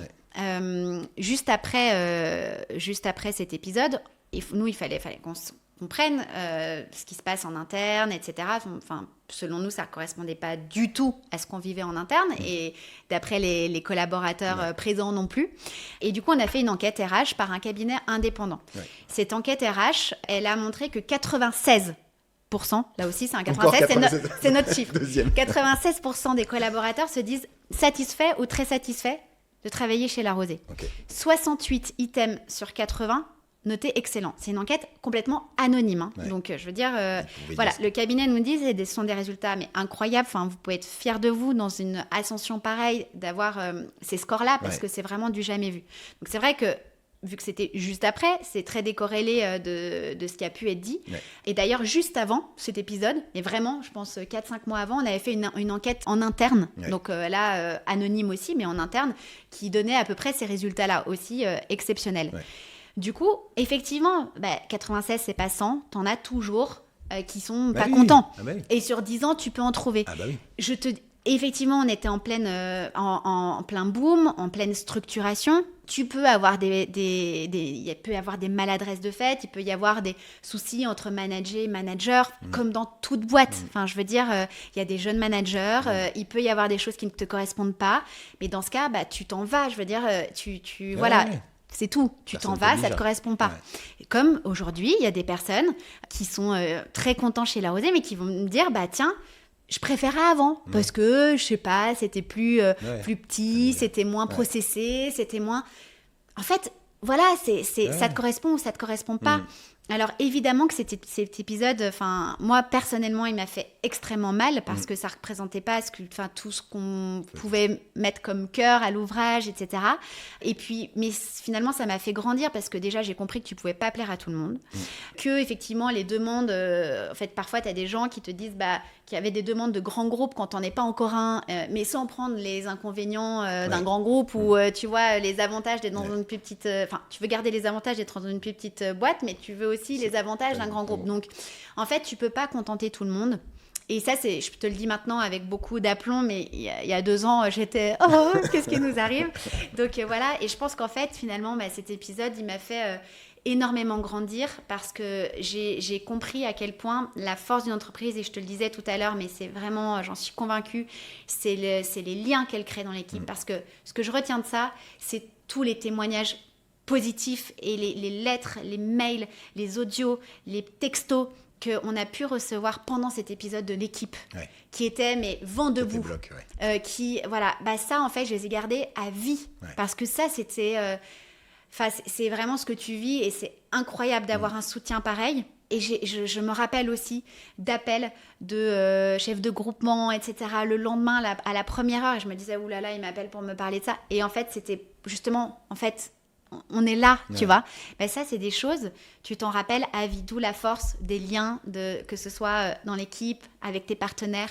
Et voilà. Et donc, du coup, de cet épisode, j'en ressors grandi personnellement, même si ça fait mal, même si c'est injuste, même si c'est scandaleux, tu vois, de ne pas faire d'enquête et de faire mal. Mais je peux te dire qu'en tout cas, mes enfants, je me suis fait une promesse. Je leur en parlerai et je vais vraiment être intransigeante sur les réseaux sociaux, je te promets, parce que en fait ça peut détruire des personnes, ça peut faire extrêmement mal, c'est très violent, tout ce qui est anonyme en plus, tu vois, c'est extrêmement violent. Et du coup voilà, donc peut-être que c'était ce qu'il fallait vivre pour puis c'est touché moi c'était la jalousie, comme ça je n'avais pas d'avis parce que je bossais pas chez vous et tout, mais de l'extérieur je me suis dit peut-être vrai, c'est peut-être faux, mais ce qui est sûr, c'est qu'il y a beaucoup de gens qui sont jaloux de cette réussite. Il y a beaucoup de gens qui... Et donc, en fait, vous auriez été dans 50 ans, ça vous arrive. Est-ce que ça aurait eu le même impact parce que vous seriez un acteur installé, alors que là, vous dérangiez, et donc du coup, le fait de déranger, tout le monde parlait de ça pour eux. Alors, il y a... Tout le monde, mais bien sûr, on l'a... Vous êtes devenu un... Voilà. Ah oui, mais ils sont pas parfaits. En fait, ça... Ah, ouf, ils sont pas parfaits. Et en fait... Oui, c'est tout le temps ce qu'on nous disait. Ah, oui. Mais en fait, c'est pour ça qu'on a très vite, tout de suite après, on s'est dit, attends, en fait, on ne surréagit pas et surtout, on ne donne pas de visibilité, on ne répond pas à ce compte de... Ah ouais. Moi, je te dirais, merde, voilà, parce qu'il n'y a pas d'enquête, parce que c'est pas un journal, tu vois, c'est pas journalistique cette histoire-là. Et donc, du coup, on va pas donner de la visibilité, on n'est plus une start-up. Encore une fois, il peut y avoir des maladresses, il peut y avoir des ajustements. On était en pleine structuration, je dis pas le contraire, mais par contre, du coup, faire une enquête, c'est indispensable quand on dénonce. Ouais. Et du coup, le fait qu'on fasse tout de suite cette enquête, pour justement comprendre, se dire ok, s'il y a des choses qu'on voit pas, s'il y a des choses qui vont pas, il faut qu'on le sache. Ça nous a fait énormément de bien parce que ça nous a rassurés sur se dire ok, donc ce qu'on vit, c'est en fait on n'est pas aveugle, tout en fait on vit ce qu'on vit, c'est vraiment réel au sein de notre entreprise et vraiment notre volonté, c'est de faire au mieux et de faire au mieux aux différents stades de la boîte. Tu peux pas mettre la charrue avant les bœufs, tu vois. Et donc, du coup, c'est ce qu'on a fait. Et évidemment, depuis, on s'est énormément structuré. On a un service RH important, parce qu'on est 180 maintenant, ça, et voilà. Mais donc, oui, cet épisode a fait beaucoup parler, mais d'un côté, écoute, on l'a vécu, ça a été dur, je le souhaite à personne, franchement, c'est chiant, mais point positif, c'est qu'on a grandi, et puis je pense que par contre, tes distributeurs, les pharmaciens, eux, s'ils ont l'honnêteté, il suffit qu'ils regardent leurs entreprises, ils ont peut-être 10 personnes. Et quel pharmacien peut dire, moi, dans 20 ans, j'ai jamais eu aucun problème avec aucun salarié et il pourrait mal parler de ma façon parce que peut-être ce jour-là, j'étais pas en forme et j'ai pas répondu comme il fallait. Peut-être que, voilà, il y a des moments où, des fois, tu fais pas la chose adaptée parfaitement. Et puis, des fois aussi, c'est en face où il y a une mauvaise foi. Donc, moi, je pense pas que en tout cas, les pharmaciens, je crois pas qu'il y en ait aucun qui ait porté c'était juste le truc que tu répétais, mais en aucun cas, on a porté un... Et tu vois, bien sûr, mais non, mais ça ternit toujours une image. En plus, surtout que quand tu vis ça, tu te dis, mais du coup, au moment de cet épisode, tu te disais, mais ils sont où les prud'hommes ? Enfin, si on est comme ça, tu reconnais pas les témoignages, tu reconnais pas les histoires.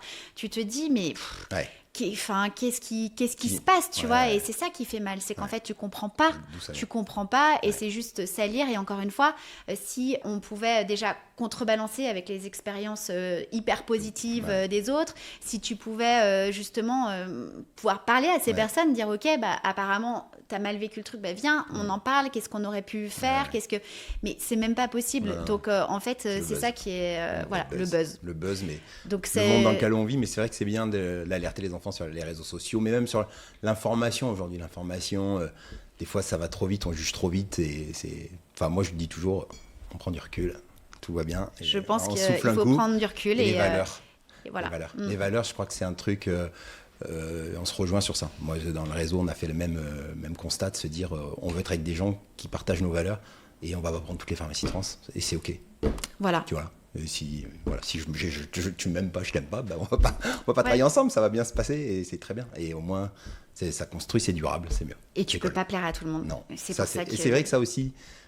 Avec l'âge, là peut-être on a des auditeurs qui ont 25 ans, ils viennent s'installer et tout, mais dans quelques temps, ils se rendront compte qu'en fait, choisir, c'est renoncer. Et tu vois, sur le réseau, tout à l'heure, tu disais, si j'étais le pharmacien dans mon assortiment et tout, et nous, on a travaillé un concept, mais c'était un peu tôt parce qu'on a vu que les marques n'étaient pas encore... alors vous rentreriez dans ce cahier des charges, mais de faire une pharmacie avec une sélection hyper drastique sur les produits et de dire, en fait, j'ai pas beaucoup d'étagères, j'en ai peut-être 10, mais là, c'est parfait partout. Et donc, en fait, j'ai pas 12 Nurofen, 40 trucs. Non. J'ai choisi lui et pas un autre. Et tu viendras chez moi parce que j'ai choisi ce produit-là. Et à la limite, 2-3 références par besoin et terminé. On passe à autre chose. Et donc, c'est... Et puis finalement, c'est comme ça que ton entreprise elle est de plus en plus rentable aussi. Donc, tu vois, notre bon de commande, il est fait comme ça, en fait. Tu fais le choix de l'arroser, tu prends plus de quantité à la ligne, tu gagnes plus, tu vois. Et je pense que c'est important. Du coup, bon, tu as reçu quand même quelques prix. Parmi tous les prix que tu as reçus, est-ce qu'il y en a un qui t'a le plus marqué que les autres? Est-ce qu'il y a un prix où tu t'es dit, ouais, je suis quand même contente de le recevoir, celui-là, ou... Ouais. Si, le Bold Woman Award. Ouais. C'était incroyable, de le recevoir. Tu vois, ça m'a donné beaucoup plus envie de porter la voix des femmes. Je n'étais pas trop dans ce truc-là, de prendre la parole, justement, d'accepter les micros tendus et de se dire, OK, en fait, on va en parler de l'entrepreneuriat, des femmes. Non, c'était un prix incroyable, très prestigieux. Ouais. Et tu parlais des moments, des étapes clés de la rosée où tu prends conscience, je crois que ça en fait vraiment partie. Ouais. Tu vois. Et je crois il y en a un autre où c'était une femme à HEC qui t'avait dit vas-y fonce, t'as ça dans le ventre.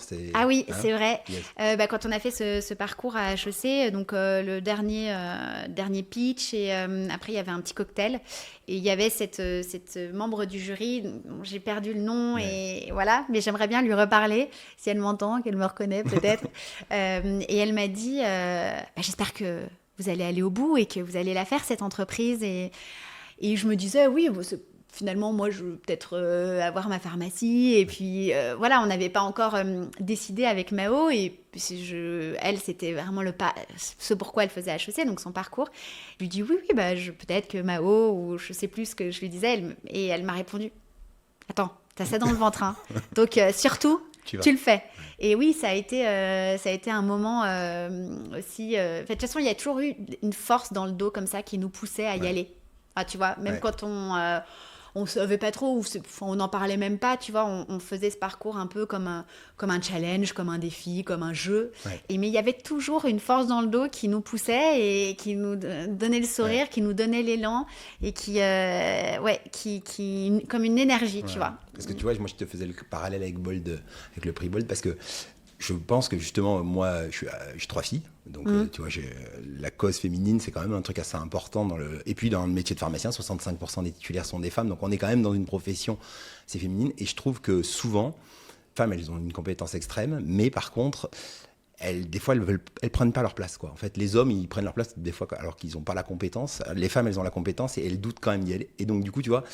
Le fait qu'il y ait une femme qui te dise vas-y, tu t'en rappelles, et je pense que ce qu'il faut dire à toutes les femmes partout, c'est allez-y, quoi. Allez-y, foncez, parce qu'en fait, dans les entreprises où il y a beaucoup de... Maintenant, heureusement, c'est équilibré, mais tu vois, dans mon comité de direction, il y a plus de femmes que d'hommes, et je sais pourquoi, parce que je trouve que c'est beaucoup plus...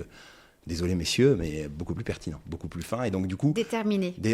C'est ça. C'est battantes. C'est ça.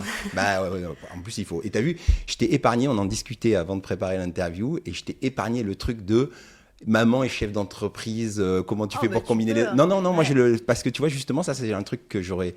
Si c'était un homme, je la poserais pas cette question. Donc je vais pas te la poser, je veux pas...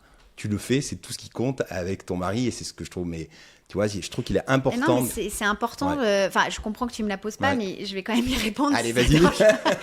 non, mais parce qu'en fait, on se dit toujours... moi, hyper souvent dans ma vie, on me dit... du coup, ça va, tes enfants, ils en pâtissent un peu, non? Si tu les vois pas beaucoup. Si, en fait, c'est ma priorité, mes enfants. Si. Ouais. Alors, je fais des choix. Pareil, je renonce. Non, je n'accepte pas des dîners. En fait, tu fais des choix. Tu as des passages de vie où... c'est ce que tu cherches, c'est l'harmonie. Et ça, je pense à un post que j'ai lu récemment de Marie Robert sur l'harmonie et l'équilibre. Parce que tu vois, dans cette notion d'équilibre, il y a quelque chose d'assez carré. Elle l'a posté il y a 2 jours. Donc, tu vois, ça m'y fait penser. Elle disait... en fait, dans l'équilibre pro-vie perso, notamment, tu vois, il y a cette histoire de calcul. Finalement, tu veux un truc équilibré, donc il y aura tant de temps pour ça, tant de temps pour l'autre, pour autre chose. Et finalement, ce qu'il faut regarder, c'est l'harmonie, en fait. Et elle faisait le comparatif avec un tableau. Dans un tableau, tu n'as pas exactement du jaune équilibré avec le rouge et t'as pas exactement les mêmes proportions. On va chercher le mot. En fait, c'est l'harmonie du tableau qui fait sa beauté. Donc parfois t'as plus de rouge, parfois t'as plus de jaune, parfois t'as plus de vert. Et finalement, cette harmonie, elle est propre à chaque famille, propre à chaque individu. Et il n'y a pas de règles.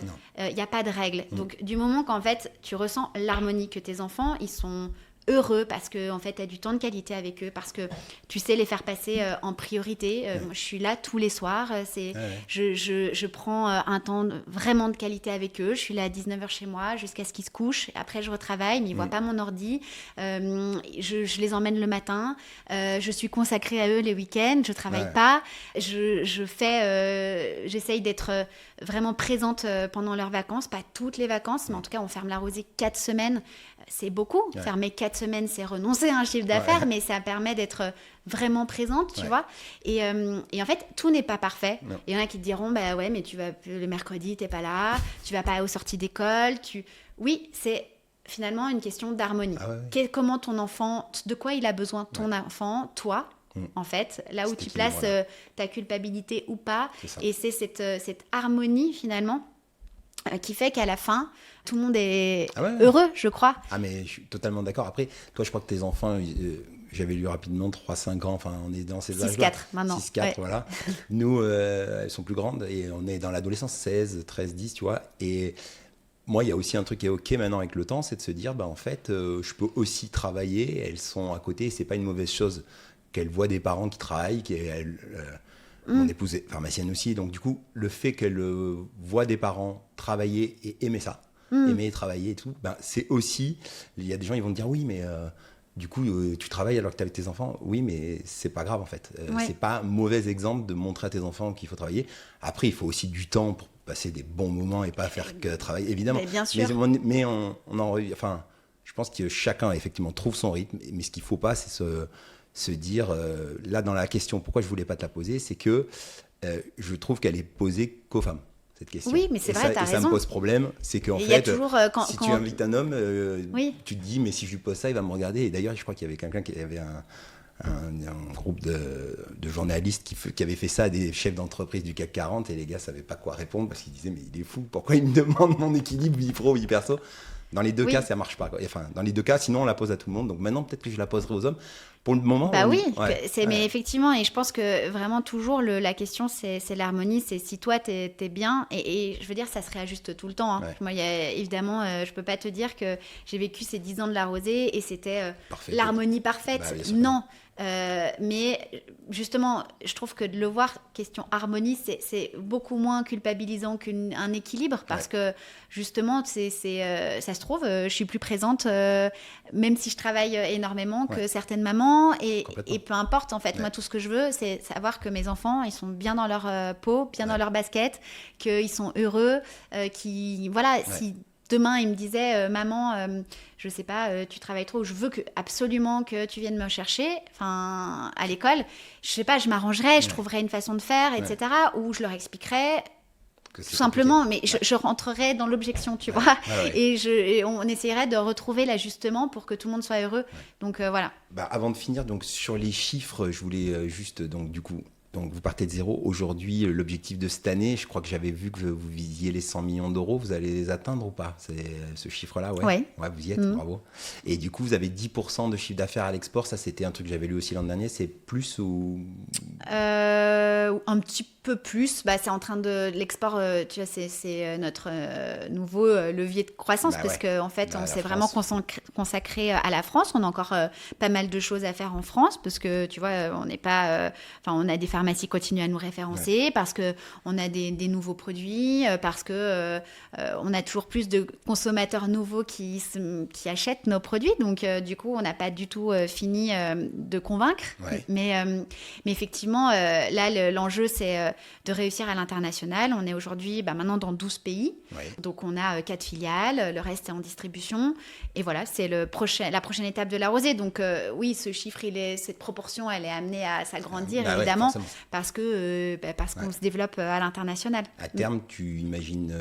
est-ce que tu te dis l'international devra faire autant que la France, ou tu te dis pas, tu verras comment ça va arriver? Écoute, on verra. Nous, ce qu'on veut par-dessus tout, c'est trouver les bons messagers, comme on les appelle en interne. C'est vraiment les bons distributeurs, tu vois. On choisit pas...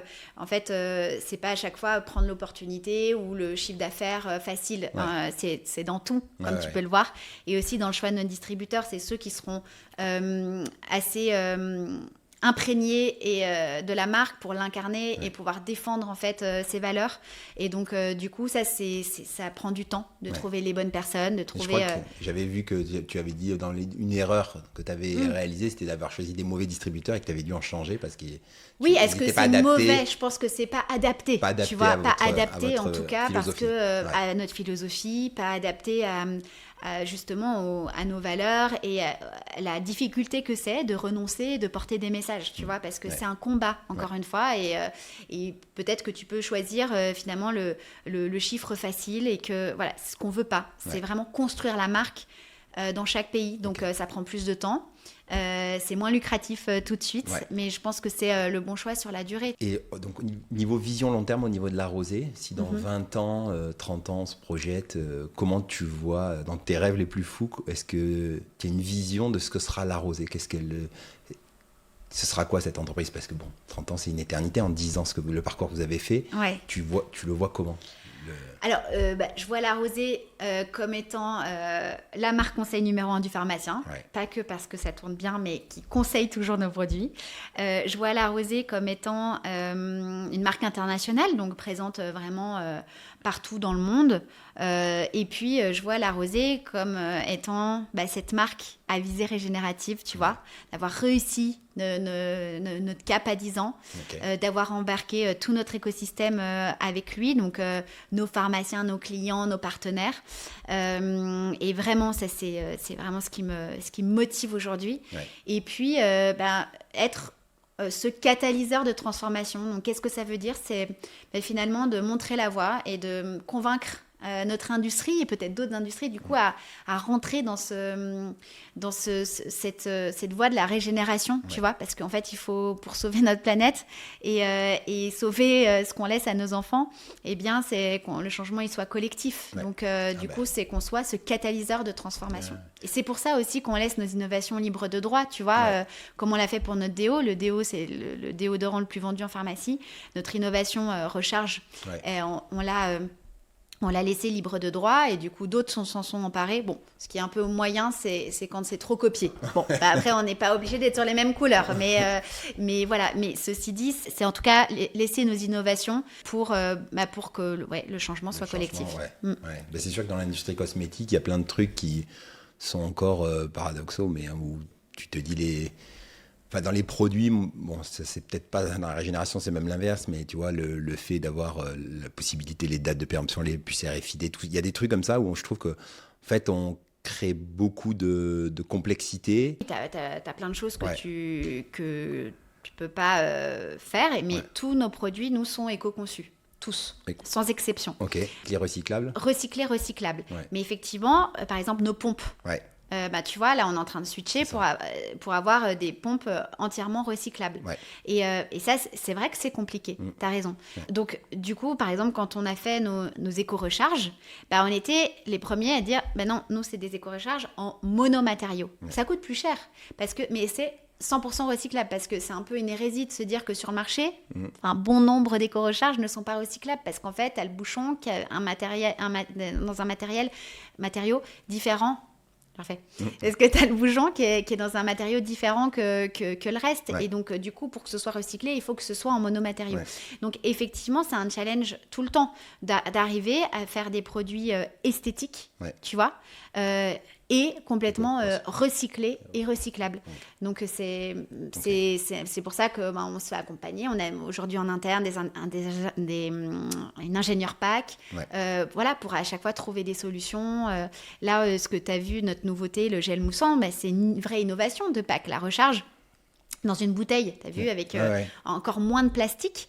Donc, c'est du plastique très fin. On pourrait même avoir l'impression que c'est plus une recharge, mais en fait si, parce que tu verras que tu es obligé de le mettre dans une bouteille en verre parce que c'est pas fait pour être utilisé sur le long terme. Quand tu as justement, nous à chaque fois nos recharges, on les fait double, c'est-à-dire que c'est 2 contenants d'une bouteille en verre, parce que encore une fois c'est toujours moins de plastique, et du coup le plastique est tellement fin que du coup il n'est pas adapté à une consommation, tu vois, entière comme ça, sans avoir un autre contenant. Donc voilà, mais on cherche toujours l'innovation, la façon dont comment on peut faire avec les nouvelles technologies, etc., pour toujours utiliser moins de plastique, mieux recycler, etc. Okay. Et donc c'est pour ça qu'on a des outils de notation de nos produits. On fait des ACV, des analyses de cycle de vie, pour faire les bons choix à chaque fois. Parce que parfois, tu peux avoir, tu vois, quelque chose, tu te dis, ah bah oui, c'est forcément mieux que l'ancienne version, ou là, il faut vraiment faire du vert, ou là, il faut... Bah non, en fait, on ne sait pas. Il faut tout regarder, tout analyser, et on fait des ACV, et c'est pour ça qu'on a des outils de notation. Et dans nos engagements, c'est aussi de repenser chaque produit, pour voir comment est-ce qu'on peut le rendre encore meilleur, faire une meilleure version du produit. Ouais. Et là, vous avez une fondation d'entreprise ou pas sur la rosée?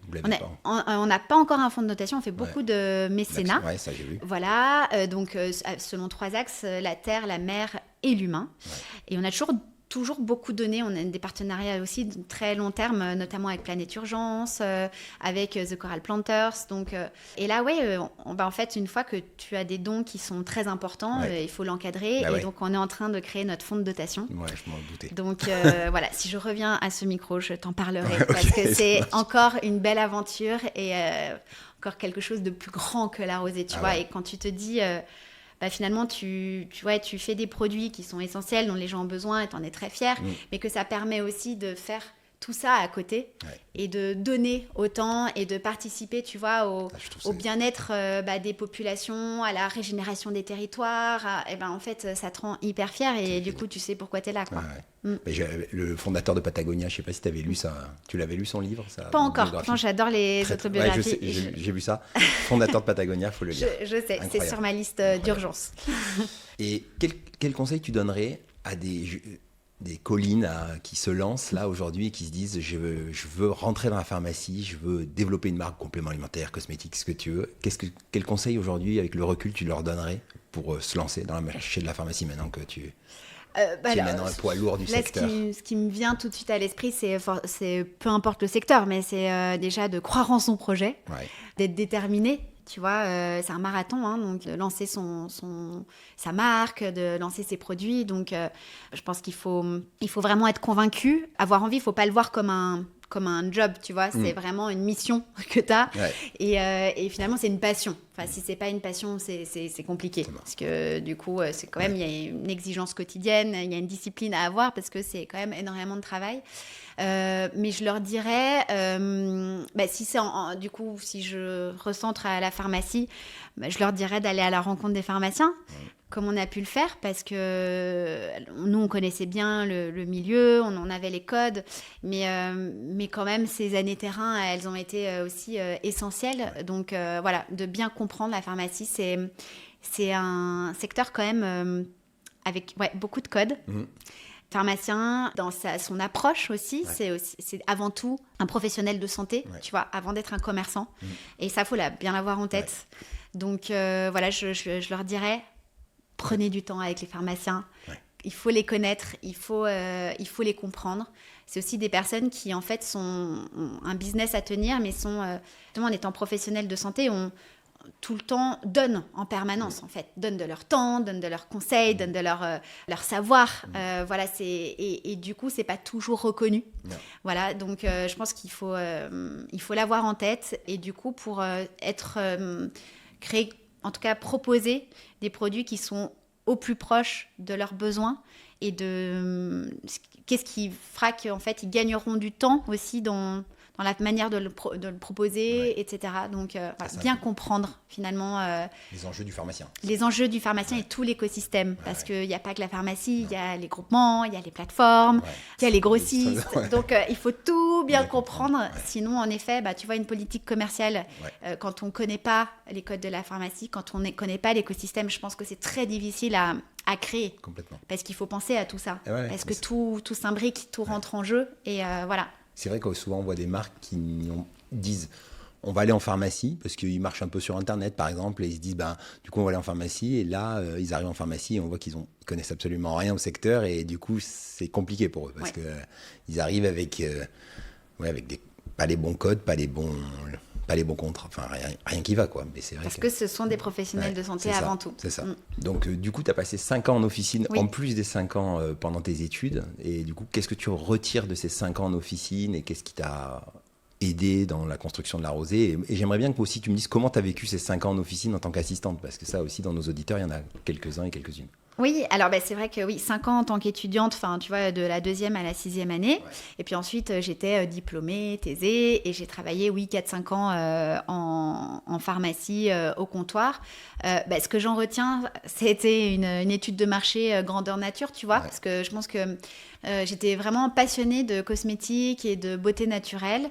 J'adorais faire tous mes conseils étaient autour de la phyto, tu vois, donc je restais vraiment là-dedans. Et donc, j'ai beaucoup appris, je me suis beaucoup intéressée, j'ai beaucoup écouté le consommateur. Et donc, je pense que ça m'a servi, mais ça me sert encore, en fait. Toutes ces années en pharmacie, quand j'étais étudiante, je travaillais énormément. À chaque fois que j'avais pas cours et les week-ends, tous les week-ends, sans exception, toutes mes années en pharmacie, j'ai travaillé. Et j'ai fait des petites officines, des plus grosses. J'ai été à Paris. Ça m'a permis de vraiment comprendre, tu vois, tout l'écosystème. Et encore aujourd'hui, du coup, je suis pharmacienne, donc j'ai ça en moi, évidemment, mais j'ai aussi été de l'autre côté du comptoir. Et donc, en fait, je pense que j'ai le langage, et je pense que quand on pense encore aujourd'hui des outils en pharmacie, des sublimateurs, des présentoirs, en fait j'ai tous mes réflexes de pharmacienne au comptoir qui reviennent. Et puis pareil, quand il a fallu faire la politique commerciale, je pense d'avoir travaillé autant, d'avoir vraiment de m'être nourrie autant, même si finalement quand j'y étais, je pensais qu'à une chose, c'était avoir ma pharmacie et j'avais pas du tout envisagé la rosée, tu vois. Mais je pense que j'ai simplement été imprégnée par l'environnement et puis aussi le consommateur de pharmacie. Et voilà, et c'est aujourd'hui évidemment que c'est encore présent en moi et que je fais référence continuellement à ces années en pharmacie. Tout à l'heure, tu l'as fait indirectement quand tu disais il faut lui simplifier le truc. Et moi, c'est ce que je dis tout le temps à tout le monde. C'est en fait, si tu pars du principe que le pharmacien va devoir faire plein de choses pour toi, mais non, groupement, marque, pas du tout. C'est mort. Il n'a pas de temps, le pharmacien. Il en a tellement à donner à ses équipes, ses patients. Il a que ça. C'est pour ça qu'on a, tu vois, quand on a lancé la rosée, derrière les produits, il y avait les 3 mots pour vendre. Tu vois, c'est comme ça qu'on les appelait. Aujourd'hui, maintenant, tout le monde les met. Mais c'était anodin, tu vois. C'est pas grand chose. Mais en fait, quand t'es fatigué, tu t'enchaînes les patients, les clients, etc. En fait, de juste se dire, ah oui, cette crème, c'est vrai, d'avoir les bons mots, elle nourrit, elle assouplit, elle apaise. En fait, ça t'aide, tu vois, juste parce que sinon, c'est une crème hydratante, mais tu connais pas toujours tout. Et en fait, c'est les 3 mots faciles à retenir.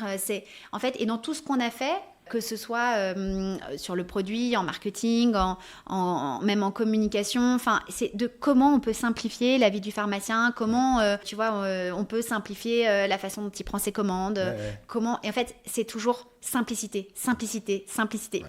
Finalement ça se ressent aussi dans nos produits, tu vois, il n'y a pas 36 produits, il y a un produit par catégorie, c'est facile à conseiller, les gens réachètent, le pharmacien est content, il est fier, il a de la marge, j'y reviens. Et en fait, du coup, oui, tu réponds en fait à tous ces besoins. Et du coup, t'as pas acheté de pharmacie parce que tu n'avais pas l'apport nécessaire pour le faire. C'est pour ça que parce que tu aurais pu te dire au bout de 2 ans, allez hop, j'achète une pharmacie. Je le construisais, mon apport. Je le faisais parce que c'est pour ça que j'ai travaillé autant en pharmacie. Tu vois, c'était pour pouvoir mettre de côté et puis avoir du coup ce qu'il fallait pour pouvoir se lancer. Non, franchement, j'étais en train de chercher une pharmacie. J'ai failli m'associer et j'étais même allée une semaine avant le compromis, tu vois, je me suis désistée parce que finalement l'association me paraissait pas hyper saine. Et donc du coup voilà, mais c'était mon destin, c'est que je devais pas m'associer et que je devais créer la rosée. Donc voilà. Et la rosée, c'est venu tellement par hasard, je me suis pas dit avec Mao, on s'est jamais dit bon on va s'associer toutes les deux et on va monter une marque de cosmétiques. On s'est jamais dit ça. Finalement, en fait, c'est par HEC, mais c'est les constats qu'on a fait en pharmacie. Tiens, il y a un vrai besoin. On est persuadé qu'il y a un vrai besoin et en fait, il manque cette marque.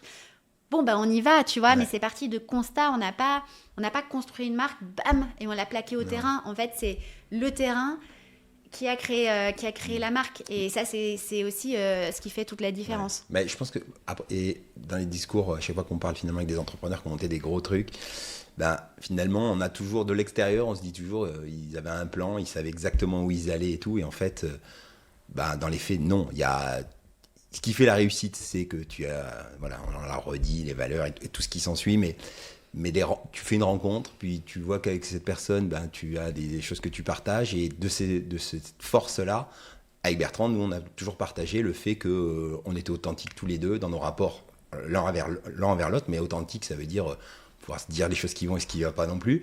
Et avec les pharmaciens, du coup, on a fait exactement la même chose, et je trouve que, et petit à petit, au début, tu achètes une pharmacie, puis deux, puis après, tu fais un réseau, et en fait, le truc après, tu laisses porter, mais je trouve que dans la construction et dans la façon que tu as d'aborder la rosée, si on doit retenir un truc de l'interview, c'est vraiment de se dire, si vous vous lancez, s'il se lance, en fait, ne rêvez pas d'être le plus grand du monde, rêvez déjà de faire quelque chose de bien, qui ait du sens, et après s'assure avec les bonnes personnes. Et cohérent. Et bien s'entourer, ça c'est hyper important. Tous les entrepreneurs le disent, mais évidemment tu ne réussis pas seul. Hein. Et je pense que c'est tout le long de ton chemin, tu rencontres des personnes, et c'était ton destin, et c'était le destin de ces personnes-là, mais c'est ce qui crée le petit tourbillon, tu vois. Aujourd'hui, sans les personnes qu'on a rencontrées à chaque étape, ça n'aurait pas été possible, tu vois. Du coup, et c'est cet entourage-là, c'est ce socle-là qui fait tout. Et donc, dans la gamme La Rosée, est-ce que toi, tu as un produit chouchou? Ton produit préféré, c'est quoi? Alors, moi, j'utilise tous les produits. Tu vas me dire, c'est la réponse bateau, mais c'est la réponse réelle. Ça fait 10 ans que j'utilise l'huile de douche, j'utilise le déo La Rosée, tous les produits. Je n'utilise que La Rosée, d'ailleurs. Mon produit, vraiment, j'en parle hyper souvent, c'est l'huile de soin. Ouais. Parce que j'adore l'odeur. J'adore, elle est 100% naturelle, j'adore le packaging, je le trouve hyper esthétique, je sais pas, elle me plaît, et je l'emporte partout, alors que tu vois, c'est un pack en verre, je l'emporte vraiment partout à chaque fois que je suis en déplacement, parce que j'adore me mettre cette huile sur la peau, j'adore son odeur, et puis j'utilise sur la pointe de mes cheveux. Donc voilà, c'est un petit tip que je peux donner, c'est que j'utilise comme ça. Et puis, qu'est-ce que je pourrais te dire comme produit chouchou? Là, le dernier en date, quand même, le démaquillant, il est incroyable, le baume démaquillant. Ouais. Mais vraiment, enfin, je vais pas tester. Ouais, mais tu pourras le tester pour nettoyer ton visage. Il fond, il se transforme en lait. L'odeur est divine, il démaquille super bien. Ouais. Tu as des ingrédients upcyclés dedans. Non, mais vraiment, il est fou. Là, la poudre de démaquillage, moi, je pensais vraiment pas pouvoir justement me passer de ma poudre que j'ai depuis toujours, qui est ma poudre Guerlain. Ouais. Et je m'étais dit, bon, au pire, je garderai ça un peu en... Et j'ai complètement, et vérité vraie, complètement arrêté ma poudre, et je suis passée à La Rosée, que je trouve, mais sensationnelle. Donc vraiment, les équipes dev ont fait un truc incroyable. Donc voilà, tu sens qu'elle est infusée en soin, sa tenue, et puis tout est super bien abouti, le pack, tout. Tu vois, j'en ai beaucoup. Ouais. Non, mais je pourrais continuer pour mes enfants. Le baume SOS, mes enfants, ils sentent mon petit La Rosée. Je pourrais pas me passer de cette odeur et de cette texture, et puis de savoir que voilà, les produits sont hyper sains pour leur peau. Mais voilà, vraiment mon chouchou, voilà, cette huile. Et maintenant, là, les nouveautés... je sais pas, je vais peut-être... Ça va peut-être détrôner l'huile. Tu me diras peut-être autre chose. Oui, voilà. C'est ça. Bon, on arrive du coup aux questions finales. Du coup, il y en a 4 que je pose à tous mes invités à la fin du podcast. Donc, la première, c'est: est-ce que tu pourrais me dire un livre inspirant pour toi? Un livre inspirant, c'est vrai que je parle toujours, comme si je faisais beaucoup de podcasts, ce qui n'est pas le cas, mais bon, j'ai toujours parlé des autobiographies, parce que j'adore ça, j'adore les documentaires, les autobiographies. Mais là, je vais te parler d'autre chose pour changer. Un livre qu'un très bon ami m'a offert, qui s'appelle Kilomètre Zéro, de Maud. Ça y est, j'ai mangé le nom Ankana. Voilà, bref, Kilomètre Zéro. Ouais, Kilomètre Zéro, Maud. voilà. Eh bien, ça parle... c'est un livre qui m'a beaucoup touchée, parce que C'est assez philosophique, hein, il parle de l'amour, de l'amitié, il te parle du moment présent, il parle du rapport au bonheur. Qu'est-ce que le bonheur, tu vois? Est-ce que c'est le bonheur, c'est finalement tu y arrives parce que il y a des circonstances extérieures qui t'amènent à ça, ou c'est finalement le regard que tu poses sur ce que tu vis. Donc voilà, c'est un livre qui te permet de ralentir, d'aller te refaire une petite introspection intérieure, et voilà, je l'ai beaucoup aimé, et je le conseille. La deuxième question, c'est une personne inspirante dans le milieu de la pharmacie, quelqu'un qui t'a inspiré, vivant ou mort? Autre que toi, du coup. Non, je rigole. J'espère. J'aurais pas. Non, mais parce que du coup, tu me poses la question dans le milieu de la pharmacie. Écoute, je dirais mes amis pharmaciens avec qui j'échange beaucoup. Est-ce qu'il n'y en a pas une ou un? J'ai pas envie de choisir, mais j'ai des excellents amis très très très très proches, et donc je vais citer Arnaud et Marion parce que voilà, on échange, c'est un couple qui a une pharmacie, la pharmacie Bandel. Oui, je vois très bien. Tu vois. Ouais. Et voilà, et du coup c'est vrai qu'on échange beaucoup, et voilà, j'admire ce qu'ils font, et ils ont une sacrée pharmacie, qui a une approche qui est très différente des autres pharmacies. Voilà, exactement. Ouais. Et du coup, j'aime beaucoup échanger avec eux. Même s'ils ne sont pas dans mon réseau, ça, je le déplore, mais ils ont une super pharmacie, clairement. Voilà, donc non, mais je pense vraiment mes amis pharmaciens, et puis même ceux aussi qui n'ont pas fait officine, tu vois, qui sont à l'extérieur. Et voilà, c'est toujours très enrichissant. En tout cas, ça ne m'étonne pas que tu aies des amis pharmaciens, parce que moi, tous mes adhérents qui sont basés sur Lyon me disent ouais, on les connaît, mais tu vois, de manière positive. Là, on avait le dernier podcast, c'était avec Saveria qui était à Marseille, pareil, il y avait des amis pharmaciens qui disaient ouais, on était à la fac avec elle, trop sympa. Et c'est vrai que ça fait toujours plus, enfin, je sais pas, quand t'es pharmacien au moment, tu on te a dis vécu c'est un cool. concours mais ensemble, franchement, c'est cool. Ça crée du lien. Avant de connaître les gens, tu te dis bon, on a quelque chose en commun, quoi. Produit coup de cœur. Alors la question très difficile, ton produit coup de cœur, mais hors la rosée, en pharmacie, c'est quoi le produit Alors, ce que j'achète en pharmacie, souvent, c'est vitamines et mélatonine. Donc, ça en dit beaucoup sur mon sommeil. Mais je dirais un produit coup de cœur, je ne les connais pas d'ailleurs, mais j'ai découvert cet été l'anti-moustique de la marque Bodyguard. Ouais. Comme je suis, mais vraiment, je te montre mes jambes, je suis... Voilà, moi, si je n'ai pas un anti-moustique, je me fais dévorer. Bah voilà, j'ai trouvé que la formule était bien, hautement biodégradable, ce qui n'est pas forcément le cas dans ce genre de produit, et l'odeur très sympa. Et voilà, je dirais ce produit que vraiment, j'ai eu un coup de cœur cet été. Ça, je me suis dit, dans quelques années, elle va nous sortir un produit moustique, la rosée. Bah, du coup, ça se trouve, mais voilà, je te donnerai ce produit. Dans 10 ans, qu'est-ce qui restera vrai dans le secteur de la pharmacie selon toi ? On se projette. Dans 10 ans, je pense que je te le disais tout à l'heure, c'est-à-dire vraiment ce lien. Le pharmacien est vraiment un acteur de santé extrêmement important, de proximité. Et du coup, le lien, le conseil, les gens vont de plus en plus aller vers ça. Vraiment, ce rapport humain, on est toujours sur nos téléphones, c'est l'intelligence artificielle à outrance, etc. Bien sûr, les choses évolueront, changeront. Mais en tout cas, on est des humains, et en fait, ce qui nous anime au-delà de tout, ça reste le cœur. Et du coup, ça, tu le retrouves que quand tu as une vraie relation. Et donc, je pense que c'est ce qu'il faut, en tout cas, préserver au maximum quand on est pharmacien. Ouais. Et du coup, rendre sa pharmacie robuste, si je peux parler comme ça. Et le pharmacien du futur, c'est vraiment un pharmacien qui va se concentrer là-dessus, qui fera des choix forts, qui pourra expliquer ce qu'il conseille, ce qu'il a choisi, pourquoi il l'a choisi. Et je pense que pour redonner, ou donner tout simplement, parce qu'il y en a qui le font très bien aujourd'hui, mais confiance, sécurité, justement, aux patients. Je pense que tu as des patients de plus en plus avertis, tu vois, ou en tout cas de plus en plus sachants sur les maladies, ils trouvent des réponses partout, ChatGPT leur donne des réponses sur tout. Ouais. Donc en fait, ça nécessite d'être à la pointe, ça nécessite d'avoir un discours vraiment précis, ça nécessite d'être... Des bons pharmaciens, tu vois, et le conseil, il n'a jamais été, à mon avis, autant challengé aujourd'hui. Clairement. Tu vois, ça n'a jamais été aussi difficile, je pense, d'être pharmacien, avec tout l'enjeu économique aussi. Et donc, voilà, donc je pense que c'est ce qui fera que les gens iront toujours dans ta pharmacie. C'est le rapport humain, c'est parce qu'il t'a créé du lien, parce qu'ils t'aiment bien, parce qu'ils sont sûrs de tes conseils. Et l'expérience. Et ça changera pas dans 10 ans. Après, il y a plein de choses qui changeront très certainement sur le métier, tu vois. Peut-être que, plein de choses changeront et sur les prestations, sur la rémunération des prestations, etc. Mais je pense que ce qui changera pas, parce que c'était ta question, c'est ce lien, ce conseil, et c'est ce qu'il faut préserver absolument. Je suis d'accord. On est aligné sur la vision. Ok. Bon, du coup, on arrive à la fin de ce podcast. Je te remercie beaucoup pour cet échange. C'était hyper sympa. Merci à toi. C'était trop sympa. Bon, du coup, on se donne rendez-vous pour un prochain podcast dans quelques années quand vous saurez avec, 15 000 pharmacies, 18 000. Allez, ça marche. Ça marche. Merci. Merci beaucoup. Merci. Salut.